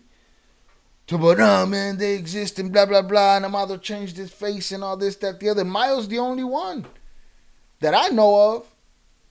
The only one. But what did dude just say? He don't talk on the phone. He don't talk in meetings. He had one interview in his whole life. He this, that, the other. That's a dude that's on his fucking P's and Q's. He ain't seen the inside of a prison, from what I just heard. You know what I'm saying? So that right there is proof in the pudding that it works. You know? Jonathan says Zambada's own kid took the stand. It's all spooky. It's just fucking all stupid. This shit is dumb. Also says smart man. Yeah, man. Listen to what he didn't do. You know what I mean? And that'll show you what, you know, how he got it But done. he does. El Mayo exists. Those who know him closely say that El Mayo never speaks on phones, never speaks a word in meetings, and has only granted one interview in his life. Never speaks on phones, never speaks in meetings, and only had one interview. Where this picture was taken. Because unlike El Chapo, who courted fame until he got caught, El Mayo courted the obscurity until he became impossible to catch. El Mayo was born on the 1st of January 1948. His real name is Ishmael Mario Zambada Garcia, and all of his childhood was spent in the heart of Sinaloa, Mexico. We know he was raised a Catholic, and like most of his peers who would later become drug lords, he was born into extreme poverty. El Mayo was so poor that before he became a teenager, he had gone through a host of odd jobs, from cleaning cars to driving trucks. However, the one job that stuck with him through his teens and put food on his table was farming, but it wasn't cattle, chicken, or corn. Ishmael Zambada was a gomero, a term used in Mexico for an opium poppy farmer. Essentially, he grew marijuana and sold it on a small scale. Life moved fast for Zambada, so much so that when he was just 17, he married his girlfriend, Rosario Cardoza. Within a year of their marriage, they had the first of the 7 children they would eventually have. Looked just like his father, Again, another person that took the stand. Together. And as his family grew, so did the crushing weight of his responsibility. Who we got right here? Javier Torres Felix, Vicente Zambada, and a whole stable of women down here. This guy's gonna die quietly in his bed. Dominic Mayweather said, keep it silent. Absolutely. For people to say that that's unrealistic, it's not. It's not, because dude did it. Responsibilities. Eventually, a desperate Zambada began to do what anyone with a family to feed would do. He began to look for a means for more money. Early days of the drug trade. The answer to his problems was as clear as day. The year was 1960. Demand for marijuana in the US was greater than the supply, and there were so many opportunities, so many new markets that Zambada would have been a fool to pass on the opportunity. This is how he got into the international drug trade, and a man named Inez Calderon Quintero was his mentor. Quintero took Zambada under his wing and opened his eyes to a wider range of possibilities. You see, marijuana was for the small league players. If Zambada wanted true money, true wealth, the heroin trade was the answer. And soon enough, Zambada learned the ropes enough for him to run his own small drug. Gotta relax. I wish I would have known about the farmer's dog a lot sooner. Distribution network. It wasn't a cartel, it was more like a depot, where Zambada trafficked heroin and cocaine into the States. By the year 1970, Zambada had become an established and trusted member of the Mexican drug trade. But there was a problem. As the Mexican drug trade became more lucrative, more violent, resourceful, and organized, players entered the trade. And as a result, Zambada found himself in a very dicey situation. Once again, he needed to find a way out. He needed to either become a big gun himself or explore uncharted territories. And it was at this point that Zambada met his next mentor, a deeply divisive and eccentric man named Antonio Cruz Vasquez. If you have a taste for crime, then words are not enough to explain just how legendary Antonio Cruz Vasquez was. He was a master manipulator, a connoisseur of the drug trade, and a terrible gambler who couldn't be bothered about how much he lost. He once lost so much money that he ran a casino into a debt of $500,000. How that is even possible is anyone's guess. However, at the time Zambada and Vasquez would meet, Vasquez was in a desperate situation himself. He had just gotten out of jail after serving 3 years of a 5-year sentence in Texas. So, in 1973, he took in a relatively inexperienced Zambada, and the latter became a supplier for Vasquez's customers in Los Angeles and Las Vegas. Zambada proved to be good and reliable. So reliable that Vasquez and Zambada became incredibly close. So close that the former ended up marrying Zambada's sister, Modesta. This period of Zambada's growth was necessary because he would learn a few sets of lessons. The first set concerned the drug trade. Under Vasquez, Zambada learned the basics of trade logistics. He learned the necessity of brokering alliances before fostering war. He learned to buy over the police in any territory he operated in. He learned professionalism and how to negotiate loyalty from his... He learned the game. He learned the game. Jonathan says story has it Chopper wasn't even big. That the only reason they wanted him is because he took part in burying and then unburying Kiki when the U.S. wanted Kiki's body. I gotta look into that. Because again, I've heard, what's that other guy's name? Jose Luis Chaparro. I've heard him say that too. That Chapo wasn't the guy. But it's easy to say that. Us as human beings, it's easy for us to just run with the least path of resistance story. You know what I'm saying? Okay, Chapo finally gets smashed. Before he gets smashed, he's the baddest motherfucker in the world. We're like, yo, he dug a tunnel out of prison. You know what I'm saying? Oh shit. That's a bad boy, right? If you let the show tell it, if that's not legit, I don't know. But if you let the show tell it, the whole government was involved in that. And pretty much you have to think a whole lot of people are involved with that for you to get a tunnel dug up directly to your cell, right? So we're looking at him as this badass at the time, this big Chapo, right? It's easy to say once he's locked up, say, oh, he wasn't the real guy anyway. Ain't that what always happens? A group of guys come together, they got a group, a gang, or they come up together, whatever. One of them dies, and they say, oh, but he wasn't the one anyway, it's this one. You know what I'm saying? Or they'll put it on the dead guy, oh, he was the one. You know what I'm saying? Like, it's easy for us to say these things. And I'm sure it isn't one set of, they probably are pissed about that Kiki Camarena shit. You know what I'm saying? And went after him, but that was probably just one reason in a list of many. But it's easy once the man's in jail for us to say he wasn't the guy. That's why when I saw, again, you guys know I'm always looking for the truth in the story.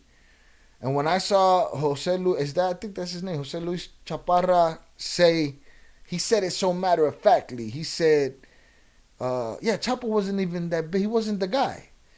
And Mayo was the guy. And it's like, well, you saying that like, I mean, show me, prove to me that, because we thought it was the other guy. You know what I mean? We were told it was the other guy. So every time we're going to switch one out, If Mayo get caught tomorrow, are we gonna say, oh, it wasn't even Mayo, it was some other dude? Like, what are we talking about here? Julio Cardenas said, I used to live in La Villita. Shah Il, I love your chat. I can't wait to go back to visit. But I still want my tacos from Taqueria Totonico on 26th Street. Good luck with that. You gonna make the trip. You gotta make the trip back. Make sure you don't do it in this weather though. All right? You're gonna be at Toto Frisao instead of at Totonico. Chucky Chingon said that's the Cuban Vasquez who started it all. Oh, that's the Cuban. The one they were just talking about here, right? The dude that got out the joint and put him under his wing.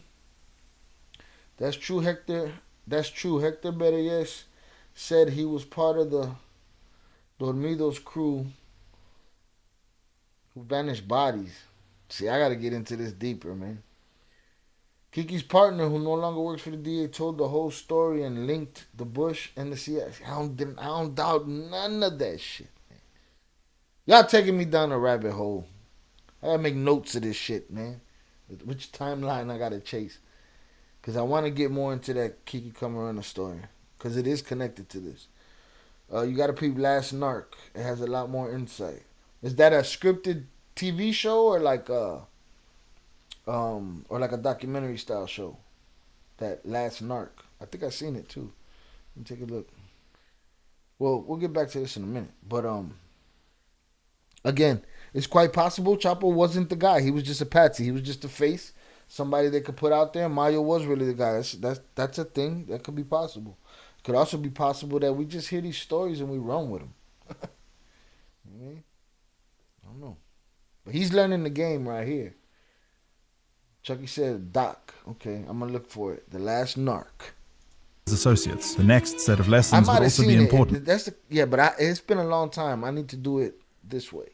But they would only come after the downfall of Vasquez himself, and they were absolutely necessary in earning Zambada the alias of El Mayo. In the mid-1970s, with the US government mounting pressure on Mexico to crack down on drug traders, Vasquez began to fear his family would be murdered in Mexico, so he moved everyone, including El Mayo, to the US, the end of the Vasquez-Zambada alliance. In the US, their business flourished even more than before. At the height of it, they were making tens of millions of dollars a year. Unfortunately, as their money grew, so did the family's appetites. $1 million vacations, flashy cars, lavish parties, and eventually the feds began to turn their attention to them. In 1978, Vasquez got arrested after being implicated in an $18 million sting operation. His capture led to Zambada's name appearing for the first time ever in an investigation report. This was a costly mistake, and a lesson that Zambada would learn very quickly. From then on, better designs make more profit when it comes to print on demand. And now you can make pro-quality designs.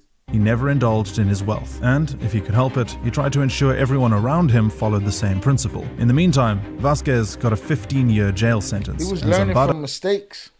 Inherited all of his contacts and operations. Now, Zambada had gotten what he always wanted. He was a big gun. But the drug trade is the deep seas, and there is always a bigger fish between the devil and the deep blue sea. In the global drug trade, Zambada was not the biggest fish. Felix Gallardo, aka El Padrino, was the big fish. He was. I'll put up a poll. Let me see how I can do this. How do I put up a poll right here? Here we go. I'm going to start a poll. Who was the real boss?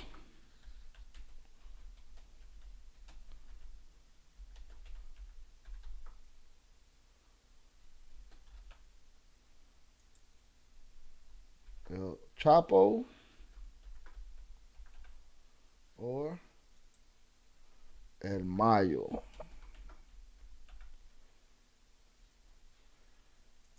All right, we got a poll in the chat. Who was the real boss? El Chapo or El Mayo? I'm going to leave that poll there for the duration of this live stream. All right? We're going to get to the bottom of this. Jonathan said The Last Narc is his book and then movie made by Amazon since Netflix wanted to make changes narco style to it. But he said everything on Vlad TV. Oh, yeah, I'm going in. All right, cool. That's more content for the week. Because I want to know. Because that Kiki Camarena shit started off a shitstorm. All right, so we're going to let that poll do its thing. Again, we got a poll in the chat. Interactive TV.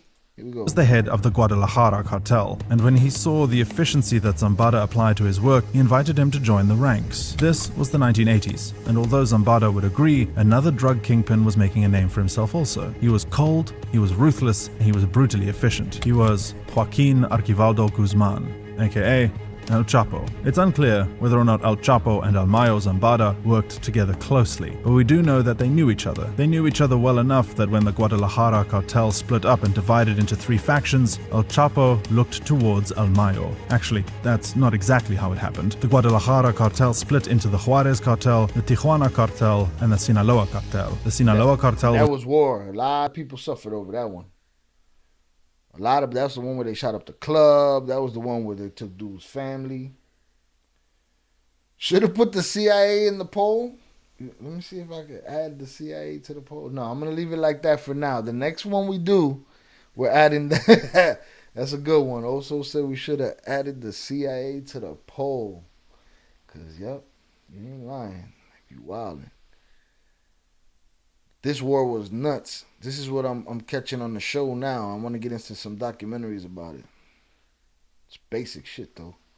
One group of motherfuckers killing another group of motherfuckers. Was initially led by El Palma and El Chapo. However, they controlled territories in central Mexico and found themselves sandwiched between the Tijuana cartel that controlled northwest Mexico and the Juarez cartel that controlled the northeast. Eventually, war broke out, and after several killings on both sides, El Chapo looked to the one man who could pull them out of the situation they were in. You see, El Mayo was different from El Chapo in one particular way. He was a master negotiator who could get what he wanted without violence. All the time spent under Vasquez had fine-tuned this skill. I mean, in the middle of a brewing drug war, El Mayo had managed to work for rival drug cartels while maintaining his own autonomy and independent contracts with Colombian drug networks. He also had done this while staying off the government's radar. People know all the cartels. They know the names. Heck, they even knew El Chapo, but who was El Mayo? Nobody that didn't need to know knew anything. So, El Chapo... If you ask most people now, if you ask the person that doesn't necessarily follow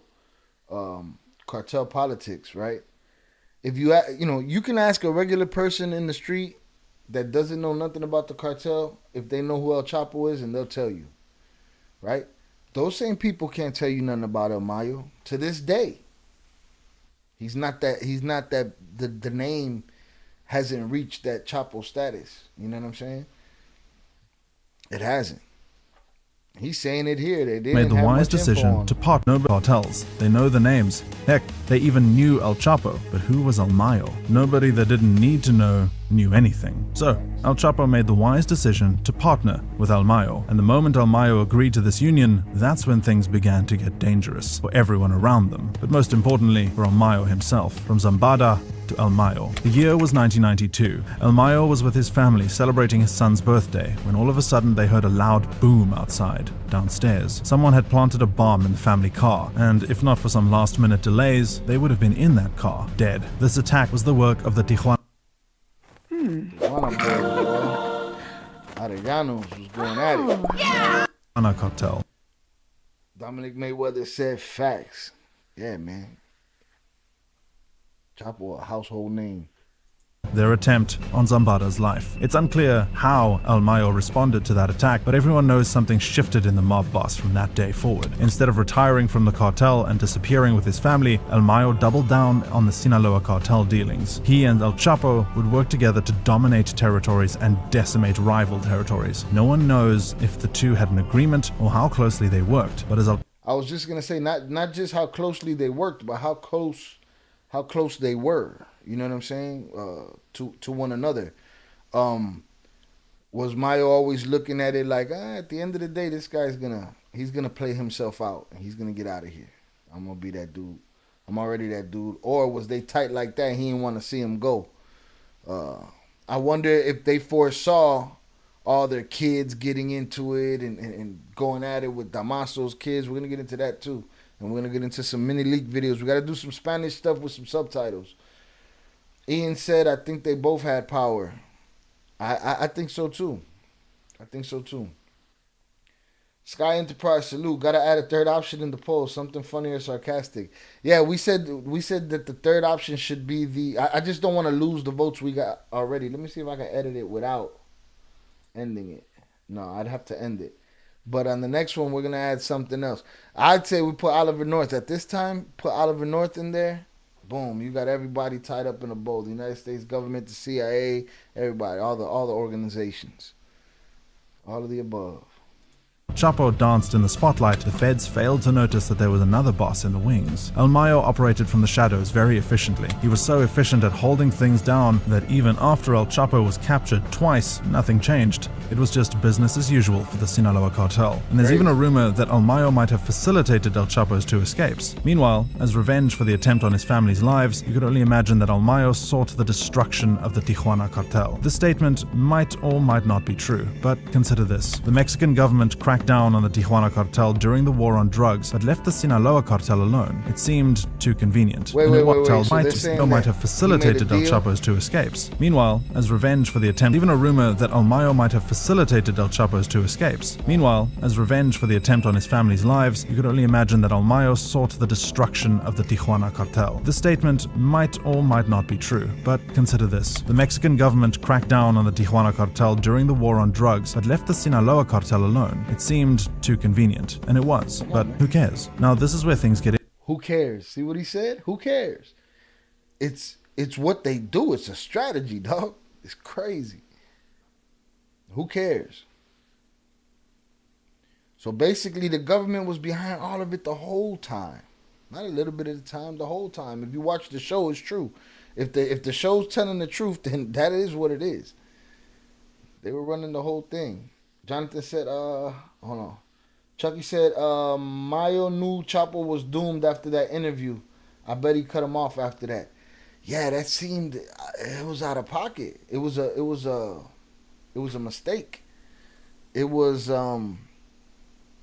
his armor. He showed a chink in his armor right there. You know what I mean? Old girl said a couple sweet words on Twitter, and he became a casting agent, a producer, and he want to do interviews with Sean Penn and shit. Like, what are we talking about here? Yeah, Mayo knew Chapo was doomed after that interview. I bet he cut him off after that. I would not doubt it. Jonathan said, I kind of see the situation kind of like what they about the Rothschilds and the world leaders put in place. Yeah, I mean, it's all part of the same clusterfuck of corruption. There's more corruption than not. The rest of us sitting here just getting taxed. You know what I mean? Julio Cardenas said TGE Federation Mayo, Chapo, Arturo Beltran. Yeah, man. Beltrans, that turned into a war too. Crazy.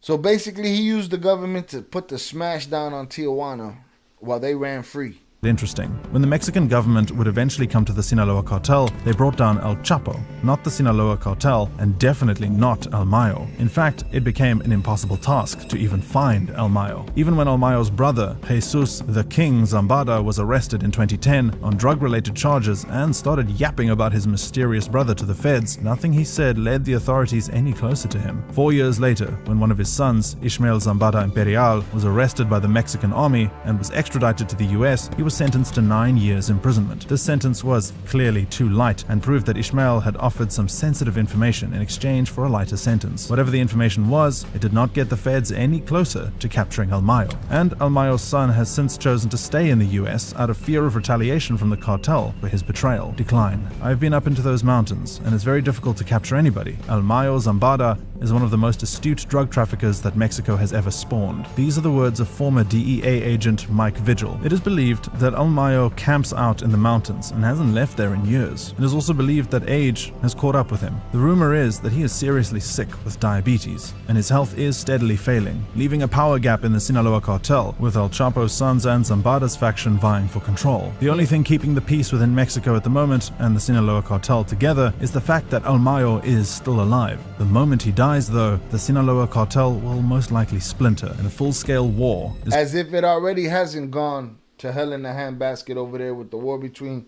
the Chapitos and Damaso's family.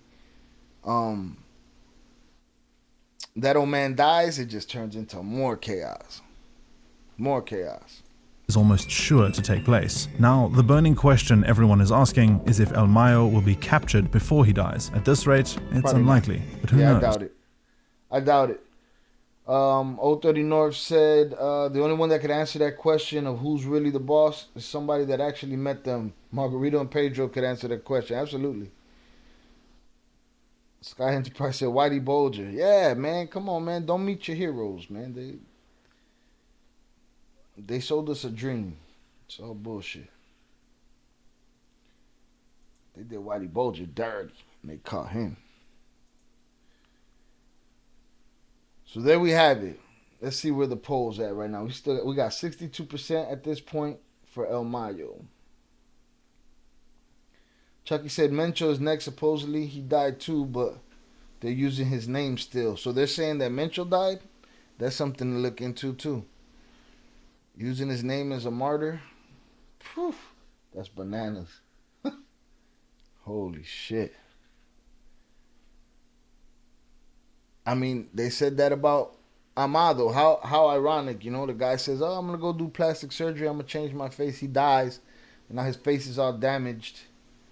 And then the government says that it's his DNA. Okay, government, sure, but y'all done lied before a lot. Y'all are part of the game. Y'all were a cartel yourself. Same as bad cops. You a gang. Stop excommunicating yourself from it. Chucky Chingon said, yep, he had diabetes too, was sick. Let me tell you something. My grandmother had diabetes, and she always said, I wouldn't wish this on my worst enemy. And it seems that these tough guys that nobody can stop, diabetes is getting their ass. Because if diabetes take down Mayo and take down Mencho, that's crazy. Yeah, who knows if Mayo's still alive? The only ones we can guarantee are still alive are the ones that are locked up. Them the ones that's... We know where you at. We can keep tabs on you. And then there was a video here that I wanted to check out about La Balbi because it says the Sinaloan cartel hitman who disappeared from prison. I didn't know he disappeared from prison. That's news to me. I know he was a character. I know he was part of the story. But I did not know, and maybe, you know, this guy does good videos, so I doubt he's gonna lead me astray. Chucky said rockstar lifestyle and stress. Absolutely. Absolutely. It's a lot. Whole lot of shit on the line. Everybody's life, the business, your freedom. News outlets have, in the past few... You gotta relax.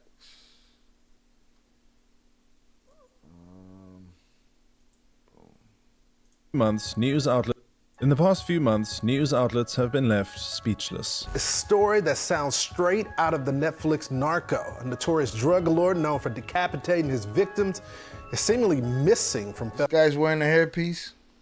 I see a seam right here, bro. I think this guy's wearing a hairpiece, man. It's a new day. Federal custody. Notorious mob boss Edgar Valdez Villarreal has vanished into thin air, and this is what we know so far. Early life. You could argue that Edgar Valdez Villarreal had one of the most privileged upbringings of any members of the Sinaloa cartel. And there's something deeply disturbing about someone who did not need to venture into the murky worlds of criminality, but chose to anyway. For such an extraordinary criminal, his early life was incredibly ordinary. Edgar Valdez Villarreal was born in Laredo, Texas, and came from a Mexican family. He had a stereotypical suburban American upbringing. He was surrounded by his loving parents and played as a linebacker for the Laredo United High School football team. It was here where he was nicknamed La Barbie because his... So he came up on this side. I didn't know that either. I didn't know he was an American football player. His chiseled good looks resembled the Ken doll. He lived in a perfectly nice neighborhood. His brother became a successful businessman and his sister studied law. As a successful football player, he had a wealth of opportunities available to him. With a bright future ahead of him, he started to get into bad ways. During his teenage years, he began selling weed for some extra cash. He was also caught by police for drunk driving and public drunkenness. At age 18 and 2 months before graduation, he was arrested. The charge against him was homicide. He was speeding in a truck and he ran over a middle school counselor. However, he was never indicted opted for this. His father saw all the warning signs and offered to finance a college education for him, but he turned it down. Instead, Valdez chose the life that his immigrant parents tried to save him from, a life of crime. Initially, he was simply a marijuana dealer in his local area. At the age of 20, he was detained when found with 80 pounds of marijuana. So he went across the border and put himself in the game. You know what I'm saying? In a worldwide game. Ian said, I think Al Prophet did a video saying that Barbie was missing from federal prison, so people think he cooperated. Quite possible. He could be Nicky Barnes with a mask on. You know what I'm saying? Just testifying with a mask on. That? Oh, he got out of there. But I think it's more likely that he ratted somebody out. Oso said, damn. Chucky said, La Barbie dealt with 3-6 Mafia, DJ Paul's brother, Craig Pettis, was bigger than Meech. Ever ran to Mexico and lived for years, but Barbie set him up too. Yeah, it be like that.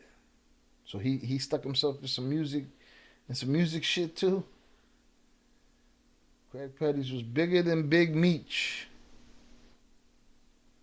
Ran to Mexico and lived for a year, but Barbie set him up too. Yeah, Barbie's probably wearing a mask, just testifying all over. He faced a sentence of 7 years in prison, but the lenient judge instead gave him 5 years probation. At 22, he was also caught drunk driving, but only escaped with a fine. With his fair skin and Ken doll looks, he was always given the benefit of the doubt. As his business evolved, he branched out into selling cocaine, with a customer base primarily in New Orleans and Memphis. He was sometimes shipping as much as 150 to 180 kilograms of cocaine, and this cocaine was sold at $16,000 to $18,000 per kilogram.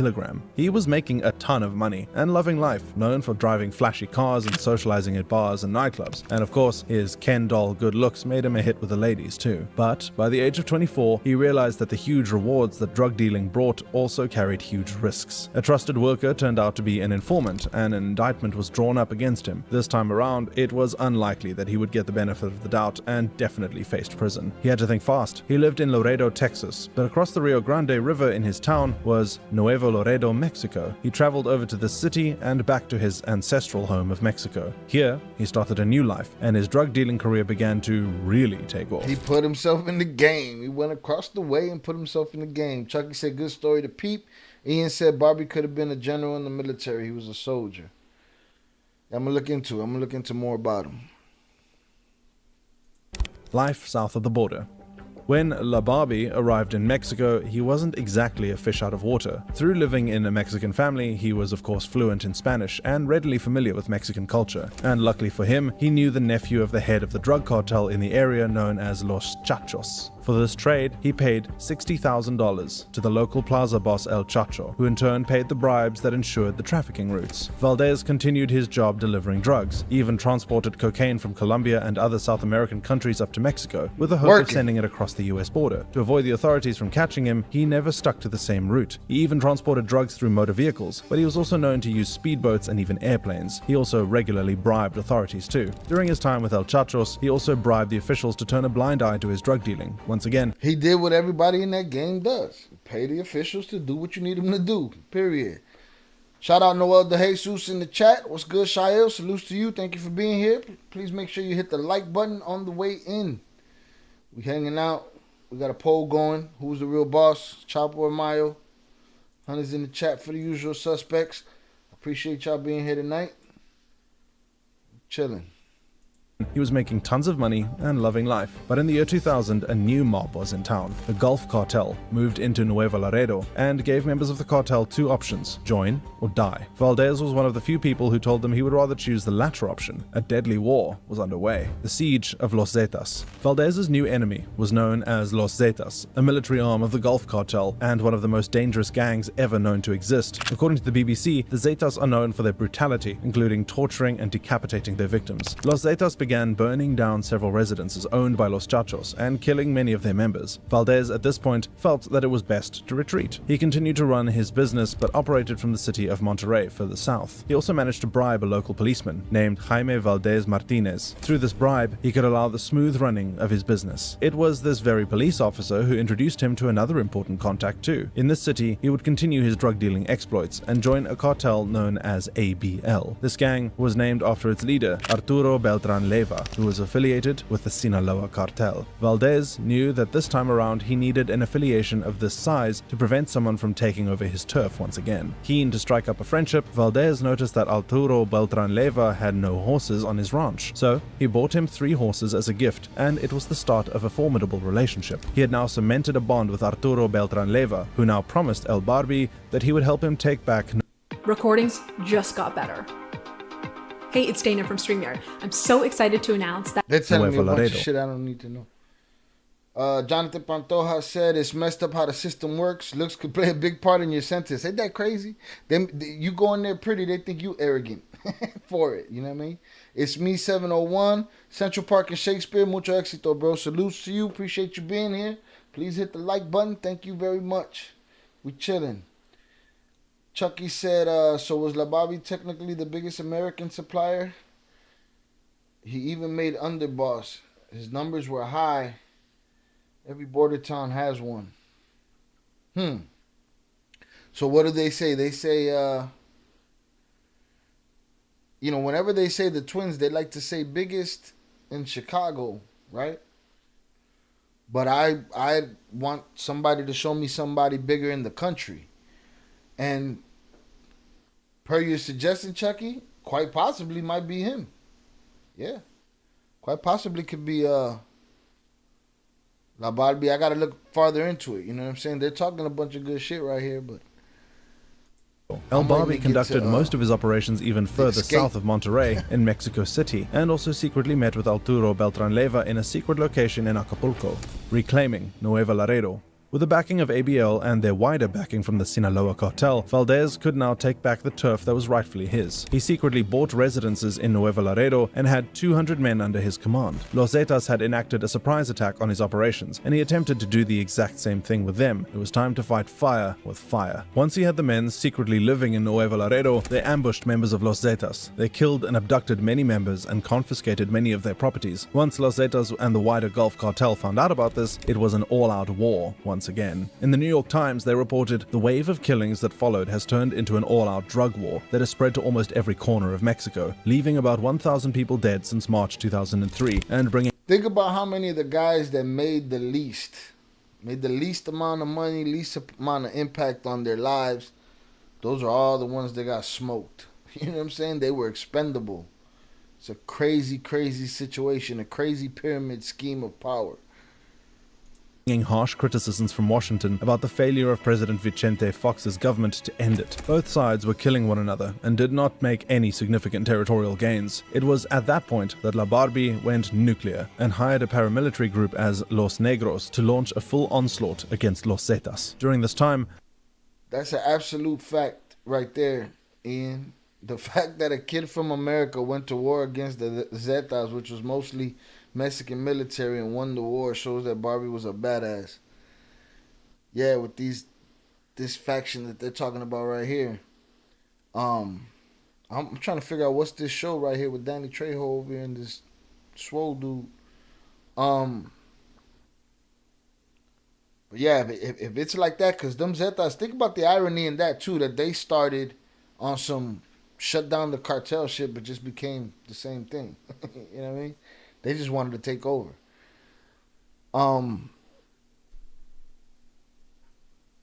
Yeah, that's it right there. If he went to war with them and won.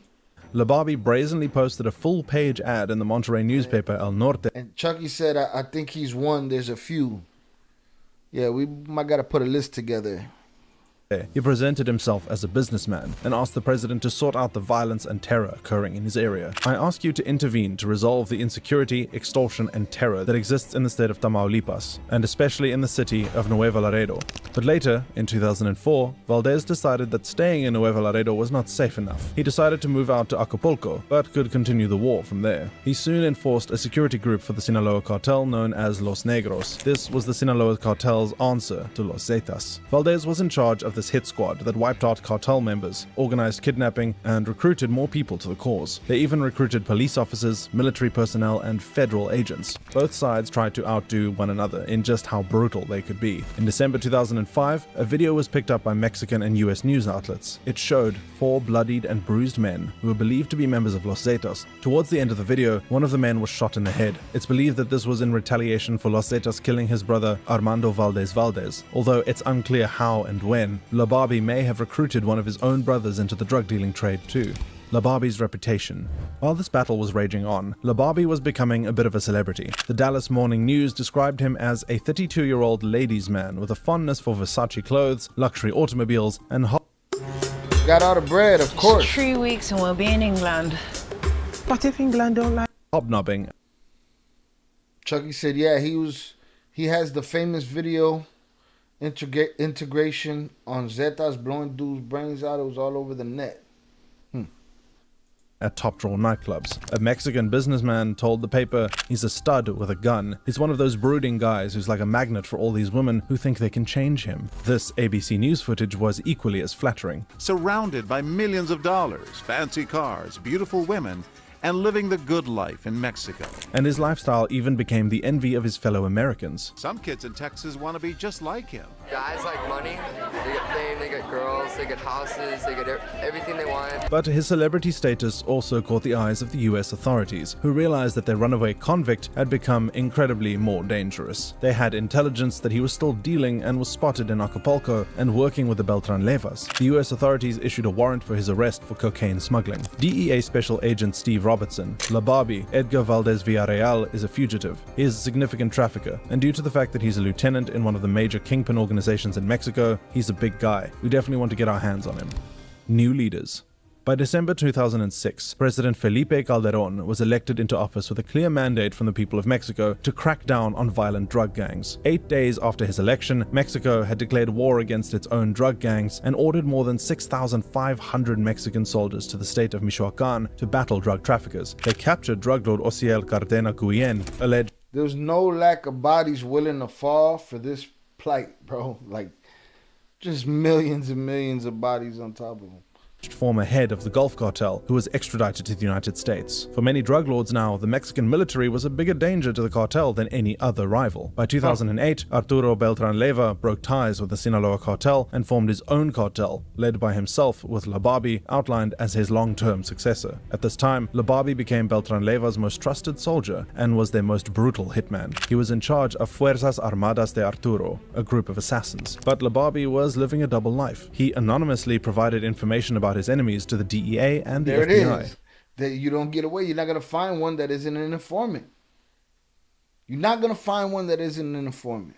This was a common tactic by El Chapo, where he information about his enemies to the DEA. But Lababi was living a double life. He anonymously provided information about his enemies to the DEA and the FBI. This was a common tactic by El Chapo, where he regularly gave information to the authorities in the hopes of taking his enemies down. He was also telling US officials about the corrupt officials of President Felipe Calderón. US court documents described him as a two-sided coin with the same face. It's also alleged that Lababi was not only leaking information about his enemies, but also his own cartel. And what happened next supports this argument. In December 2009, President Felipe Calderón ordered 200 soldiers in a raid on a home in Cuernavaca, south of Mexico City. A series of guns and explosions were heard and the city was brought to its knees. 3 members of the cartel did life of perhaps the country's in the show they said it was Barbie that set him up. That's the same shit Whitey Bulger was doing. They're all doing it, man. If there's a dude from your hood that you know that be wildin', he'll never go to jail. Most of the time, reputations are built over that free pass. So Whitey Bulger's no different. Any of these guys, man. They can't win a war. They can't do this. They can't hit him that way. They say, all right, man, how are we going to do this? We're going to have to use that other gang against them. Them boys. The cartel did not make it out. Felipe Calderon. US court documents described him as a two-sided coin with the same face. It's also alleged that Lababi was not only leaking information about his enemies, but also his own cartel, and what happened next supports this argument. In December 2009, President Felipe Calderon ordered 200 soldiers in a raid on a home in Cuernavaca, south of Mexico City. A series of guns and explosions were heard, and the city was brought to its knees. 3 members of the cartel did not make it out alive, and one of those members was Arturo Beltran Leyva.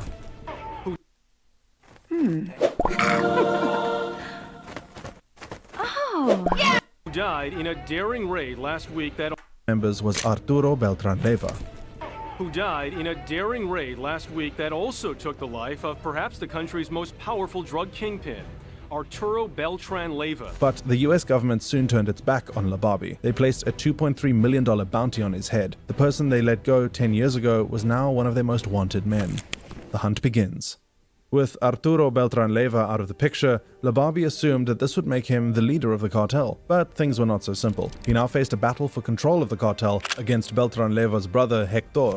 He was involved in a cartel civil war, who were involved in another cartel war, and there was a $2.3 million bounty on his head. At what point do you stop and just get money? You can't. Which is why my argument was it was hard. I couldn't believe that a couple of guys like the Twins were able to manage their way through the game without having to leave bodies everywhere. You know what I'm saying? Because the game, look at what the game offers itself. A civil war within a civil war within a civil war. Like, at what point are you getting money? It's all just war, guerra. Like, yo,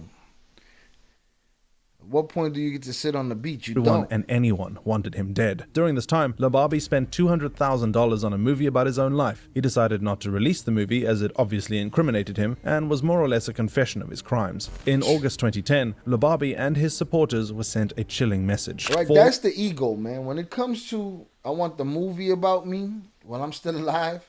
Oops, I'm going to incriminate myself. That's the ego, man. That's a weakness. All right, it's a weakness. The ego was used against him. He made a movie. He realized, oh, I can't be putting movies out there. I'm telling on myself. But that's the ego. Chapo, when old girl sent a couple of tweets and thought about the movie, that's the ego. The ego put these people in this position. You know? So Chucky said Twins had Lupe Dirt getting uniforms and cars for those pelos. Twins had Lupe Dirt getting the uniforms and cars for those pelos. I don't remember who those pelos is.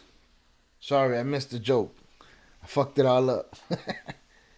Jonathan Pantoja, like I said earlier, if they really want to get you, they'll get you. They could have gotten the Twins without Chapo, which makes Mencho's rescue legendary. They could have gotten the Twins without Chapo.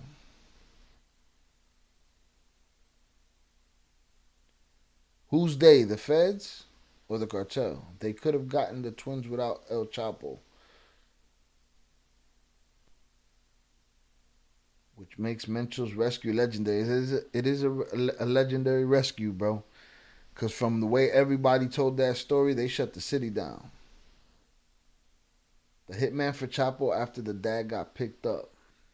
Yeah, I don't remember, especially right now. I don't even remember. The hitman for Chapo after the dad got picked up.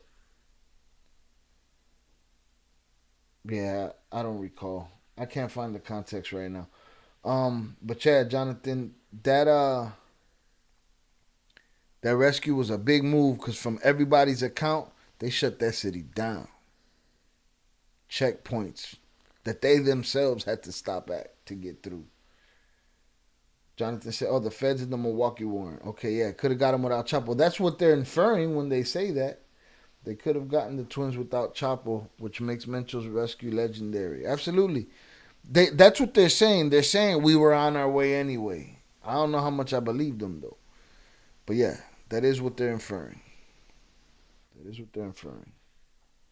4 decapitated bodies were hung from a bridge in Cuernavaca. Alongside these bodies was a message of warning that anyone who supported Lababi faced a similar fate. It was signed by Hector Beltran Leyva. Later that week, 2 more bodies were hung from a bridge in Acapulco. It was at this point that Lababi fled the violence and sought refuge in Mexico City. But by Mexico City, I don't mean that he was simply wandering the streets. Up in the mountains was a hideout and somewhere he could lie low for the foreseeable future. Since he moved away from the other cartel's turf, they were less likely to go after him. But the US police did not care what part of the world he was in. As many as 1,200 law enforcement officers were involved in his case. After a year of searching, the US police circled a rustic mountain house in Salar, which was 200 miles from Mexico City. 6 guards were in the surrounding area, and they noticed that the phone signal was of no use, meaning that they would find it difficult to get backup. They barged into the home, and instead of an all-out war, Lababi and his guards surrendered. Deep down, he knew this day would come. Lababi was finally captured. Justice being served. Mexican police officers, afraid to show their faces, paraded one of their most wanted and brutal drug lords. The game was finally up. He was charged with transporting thousands of kilos of cocaine from Mexico to the US between 2004 and 2006. He regularly transported as much as a ton of cocaine a month from Mexico into the US. But as we all know, his crimes were much worse than simply dealing drugs. 2 years passed by, and the world had not heard much from Lababi. But in 2012, he decided to break his silence with an open letter. He decided to call out President Felipe Calderon. He stated Calderon wanted to forge agreements with all the cartels, Los Zetas Cartel, the Gulf Cartel, with me, the Juarez Cartel. With Vicente and Mayo and Chapo, the Sinaloa Cartel. Do you believe that? Probably believe some of it. I wouldn't completely count out the government, not when I know that they've been in that game 70 years already. With Vicente and Mayo and Chapo of the Sinaloa Cartel. Since he did not receive a response from me, and because I did not want to have collaborations with any other criminal groups, Calderon initiated directed persecution against me. He ordered several searches of my homes without a legal warrant. They stole money, jewelry, cars. That I'm sure of. That I believe 100%. They stole money, jewelry, cars, as well as numerous other belongings. Absolutely, they came up off of the cartel. It's a cop somewhere in Mexico got some relics on his wall from the cartel homes. Numerous other belongings. He then went on to list the number of government officials who received money from him. He wanted to put the word out that members of the Mexican government are supporters and enablers of the Mexican drug trade. I could easily have done what they do, but they, the Mexican government officials I mentioned, are also part of the criminal structure of this country. By 2015, Lababi was forced to finally come home. He was extradited to the US to face and be on US soil once again. He was transported alongside 13 other Mexican prisoners. In a courtroom the following year, he pled guilty to drug trafficking and money laundering. His extradition raised suspicions. Many thought that he was brought to the US so he could give information to the FBI and DEA, and thereby get a much more lenient sentence and an easier life in prison. Another reason is that the US simply didn't trust the Mexican prison system to contain its criminals. His defense attorney, Kent Schaefer, said, "I think the Mexican government finally released him now only because Chapo Guzman escaped. If one of these other guys escaped, it would be too damaging to the relationship with the US." In January of 2016, he pled guilty to these charges and was sentenced to 49 years in prison. He will be 94 by the time he reaches freedom, if ever. He was also ordered to forfeit $192 million, which was believed to be the amount of money he had earned selling cocaine. Prosecutor John Horn said, "Valdez's conviction is a victory for the people in both the United States and Mexico, whose lives were affected by his cocaine trafficking through drug addiction and community decay." The crossroads. When his trial reached the media, the press was keen to get comments from the family. As we mentioned earlier, one of Valdez's sisters was looking to study law. By the time her brother was sentenced to prison, she was now a prosecutor. Both of them grew up in the same household, under the same family, but chose 2 entirely opposite paths. His sister asked for leniency in this case, and Judge William Duffy said, "Why are you a prosecutor, and why is your brother a seriously evil criminal?" Her response was that this was a question her family asks every day. Another brother of Lababi's named Abel has become a probation officer. Speaking about his brother, he said, "He chose that road, and we are a good family." The disappearance. But towards the end of 2022, strange events occurred. First of all, his name was no longer available on the Federal Bureau of Prisons website. A spokesperson for the Federal Bureau of Prisons said, "We can confirm this individual has not escaped from Bureau of Prisons custody. We do not provide specific information on the status of inmates who are not in the custody of the BOP for safety, security, or private."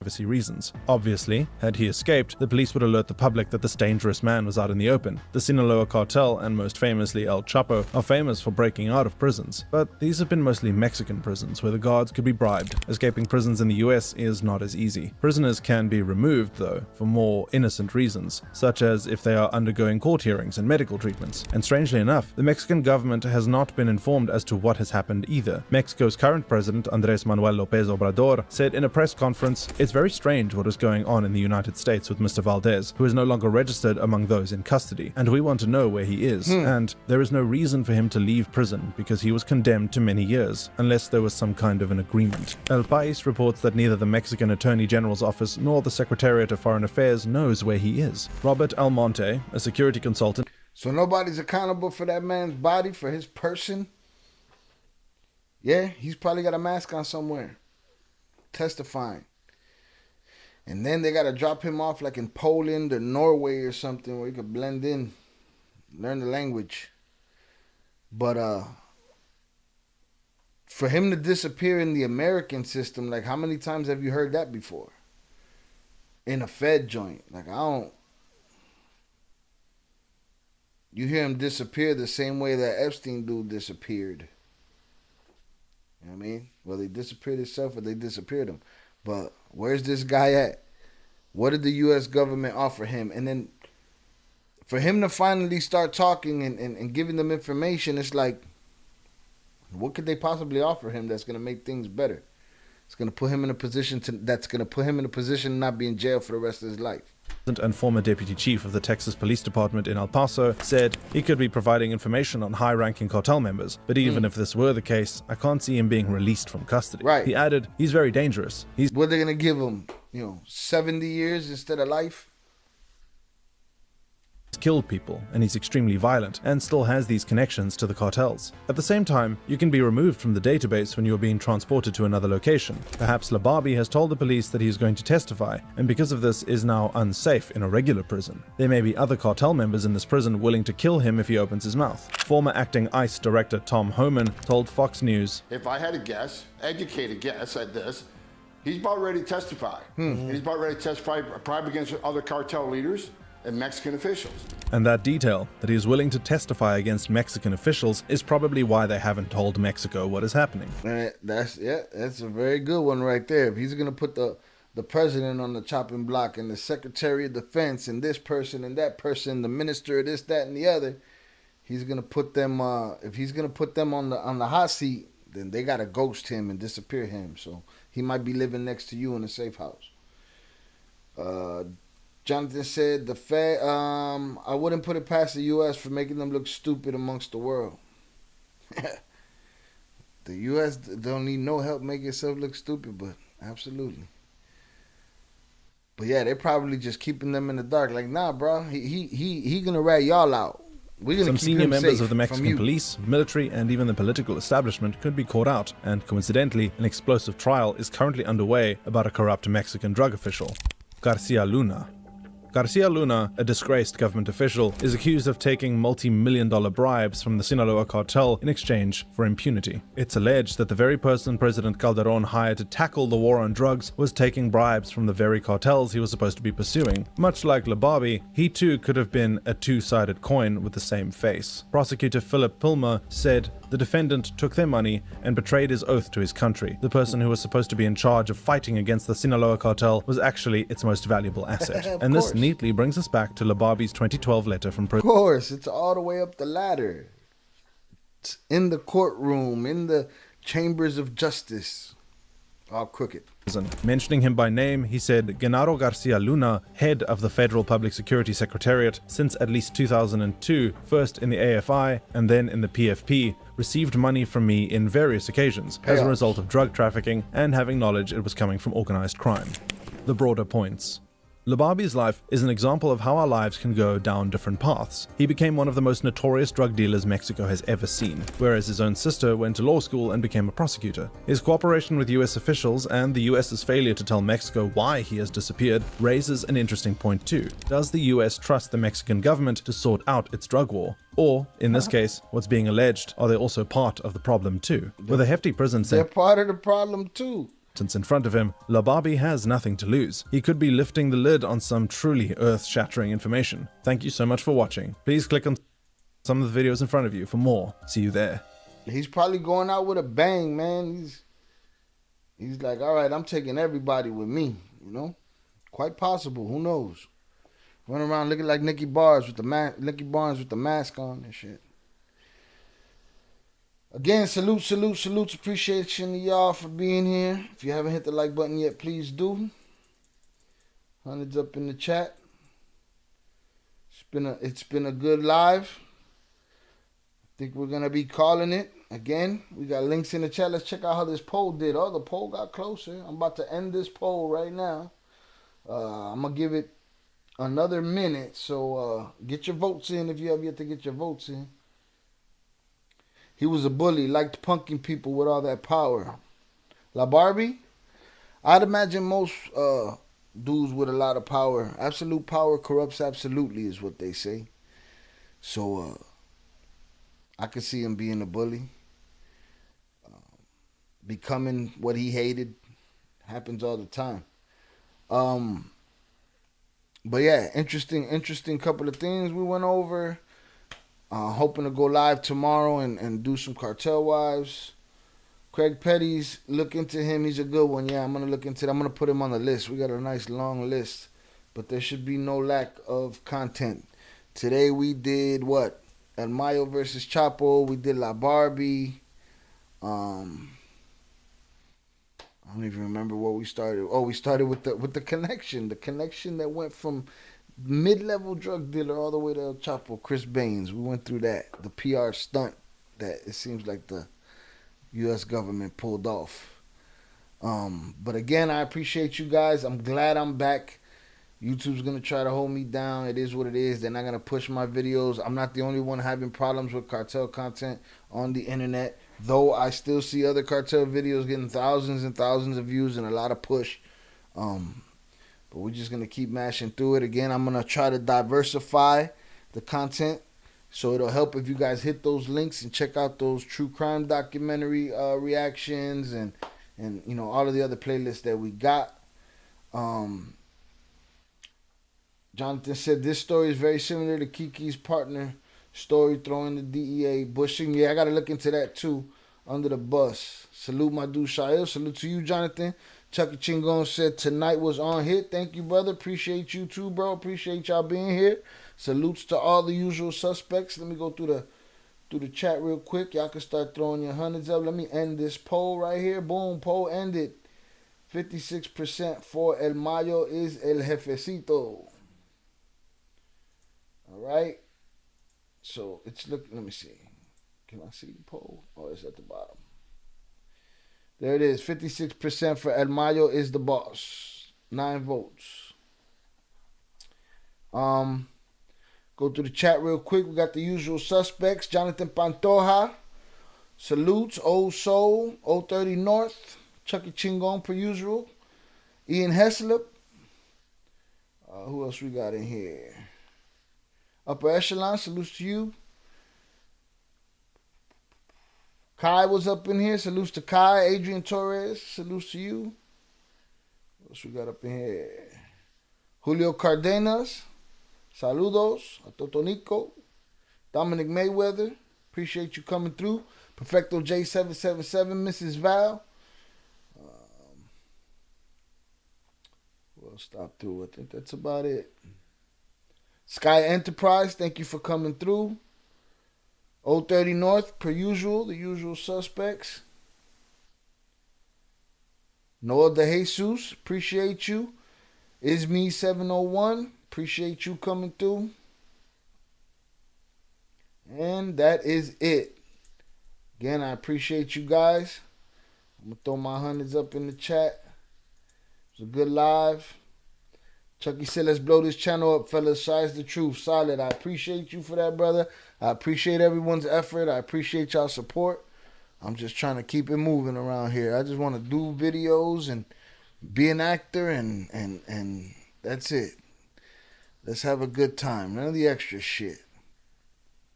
Let me find something to play on the way out. real quick. And I hope y'all have a good night. Again, I'm going to try to get on tomorrow and get another couple of episodes of Cartel Wives out. And just get next week lined up real nice. Let's see if I can find something dope. Dude, that ain't it.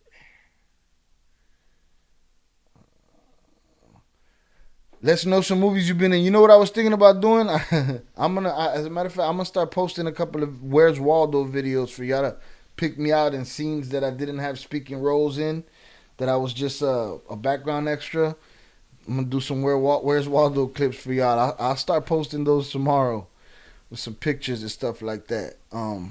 I got a few co-star roles under my belt, a couple of independent films. But I'll post up some videos and show y'all some shit this week. Again, we got the shop is active. Go take a look at that. Trying to find a good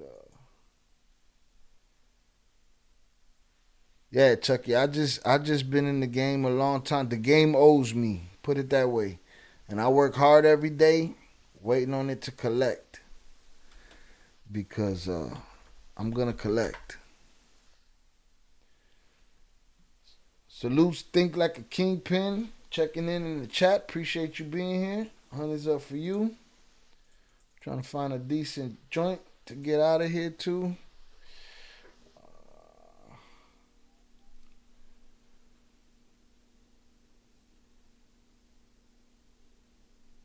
I'm trying to see if it's this one.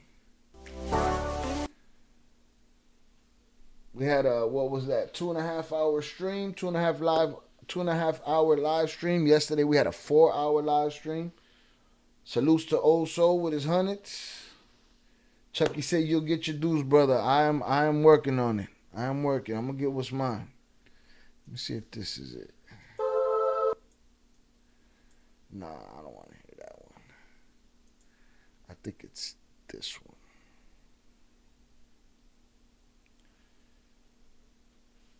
Jonathan Pantoja said, I've been a fan for a hot minute. Never thought I'd be speaking to you. Bro, I appreciate you for being around. This is just another part of my many lives, man. Just another step in the equation, you know. Home doing me. I mean, I got a lot to say, and we're here building community, so I appreciate you guys for being here for sure. Peace signs is up. All right, I got my song queued up. Again, y'all have a great night.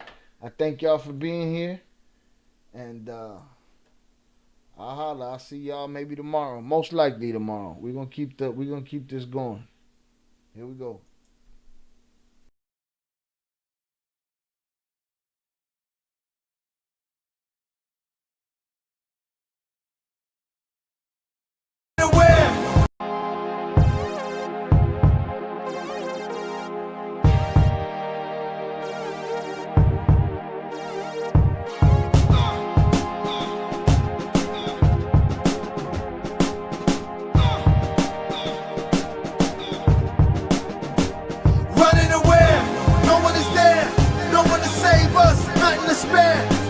Change what? We landed here.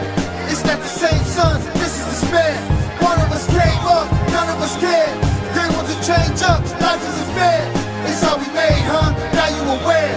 That's why you fear us. That's why you scared. They over the hilltop. I see them right there. They'll wait for the kill shot. They'll sit and they'll stare. If we got a real shot for us, it's up there. We're hopeless if we stop. They'll kill us right here. Living in death's den. Run through the best winds. Storming the front gates. Whatever gets us in. Whatever gets us over. Whatever helps us win. Whatever we must do. Rescuing our kids. As long as they get through it. Don't matter if we live. God chose to bless you. I'll take all that death gives. I'm into this war ends. In memory of dead friends. Hope of a new way when all of this death ends. Who can we call on? It's me and it's all y'all. We're here by our lonesome. Nobody to fall on. Flesh in the dirt. Fire to ashes. Fate getting closer every moment that passes. Running away. No one is there. No one to save us. Nothing to spare. How can I change what? We landed here. It's not the same sun. This is despair. One of us came up. None of us cared. They want to change up. Life isn't fair. It's how we made, huh? Now you aware. That's why you fear us. That's why you scared. Show me a safe place? Does it exist? It must be a wasteland where nobody lives, that nobody knows of, where nobody's been. Where we at is warfare every time you can get. What you can't get is real love and fucking respect. Set up for failure, a life of neglect. If none of us stand up, we'll live with regrets. If we rise, we might die, I call that a good death. What would I live for if I am oppressed? How can I raise up with the world on my chest? Who's gonna save us if you and I rest? They shoot us in cold blood when under arrest. Lock us in cold cells, consider it home now. Cut off from emotion, our feelings are stone now. Our buildings are blown out, the madness is so loud. It's dark and there's no sound, we gotta go now. Running away, no one is there. No one to save us, nothing to spare. How can I change what? We landed here, it's not the same sons, this is despair. One of us came up, none of us cared. They want to change up, life isn't fair. It's how we made, huh? Now you aware. It's why you fear us, this why you scared.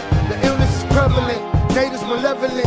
Hunger, starvation now, no hope for a heaven sent. Kiss the babies goodbye, say I love you to wives. Grab your weapons, get your steps in, we gon' ride when it rise. The sun mean what when it's blinding your eyes? Put the wind to your back, leave them facing the sky. Put the pain in the dirt, raise your bloody fist high. Use your brain, do the work, strategize and survive. The rush of the dust up, the thrill of the gun buzz. The satisfaction of our reaction when there's no one to help us. The spoils of war, the hunger for more. The passion of how we smashing what we hate through the floor. The rage, the loneliness of dead on the page. To cleanse this land, gotta burn more than just sage. Crush the cage, body and soul unafraid. Kill them all and set them ablaze. No running away, no one is there. No one to save us, nothing to spare. How can I change what? We landed here, it's not the same sons, this is despair. One of us came up, none of us cared. They want to change up, life isn't fair. It's how we made, huh? Now you aware. It's why you fear us, this why you scared.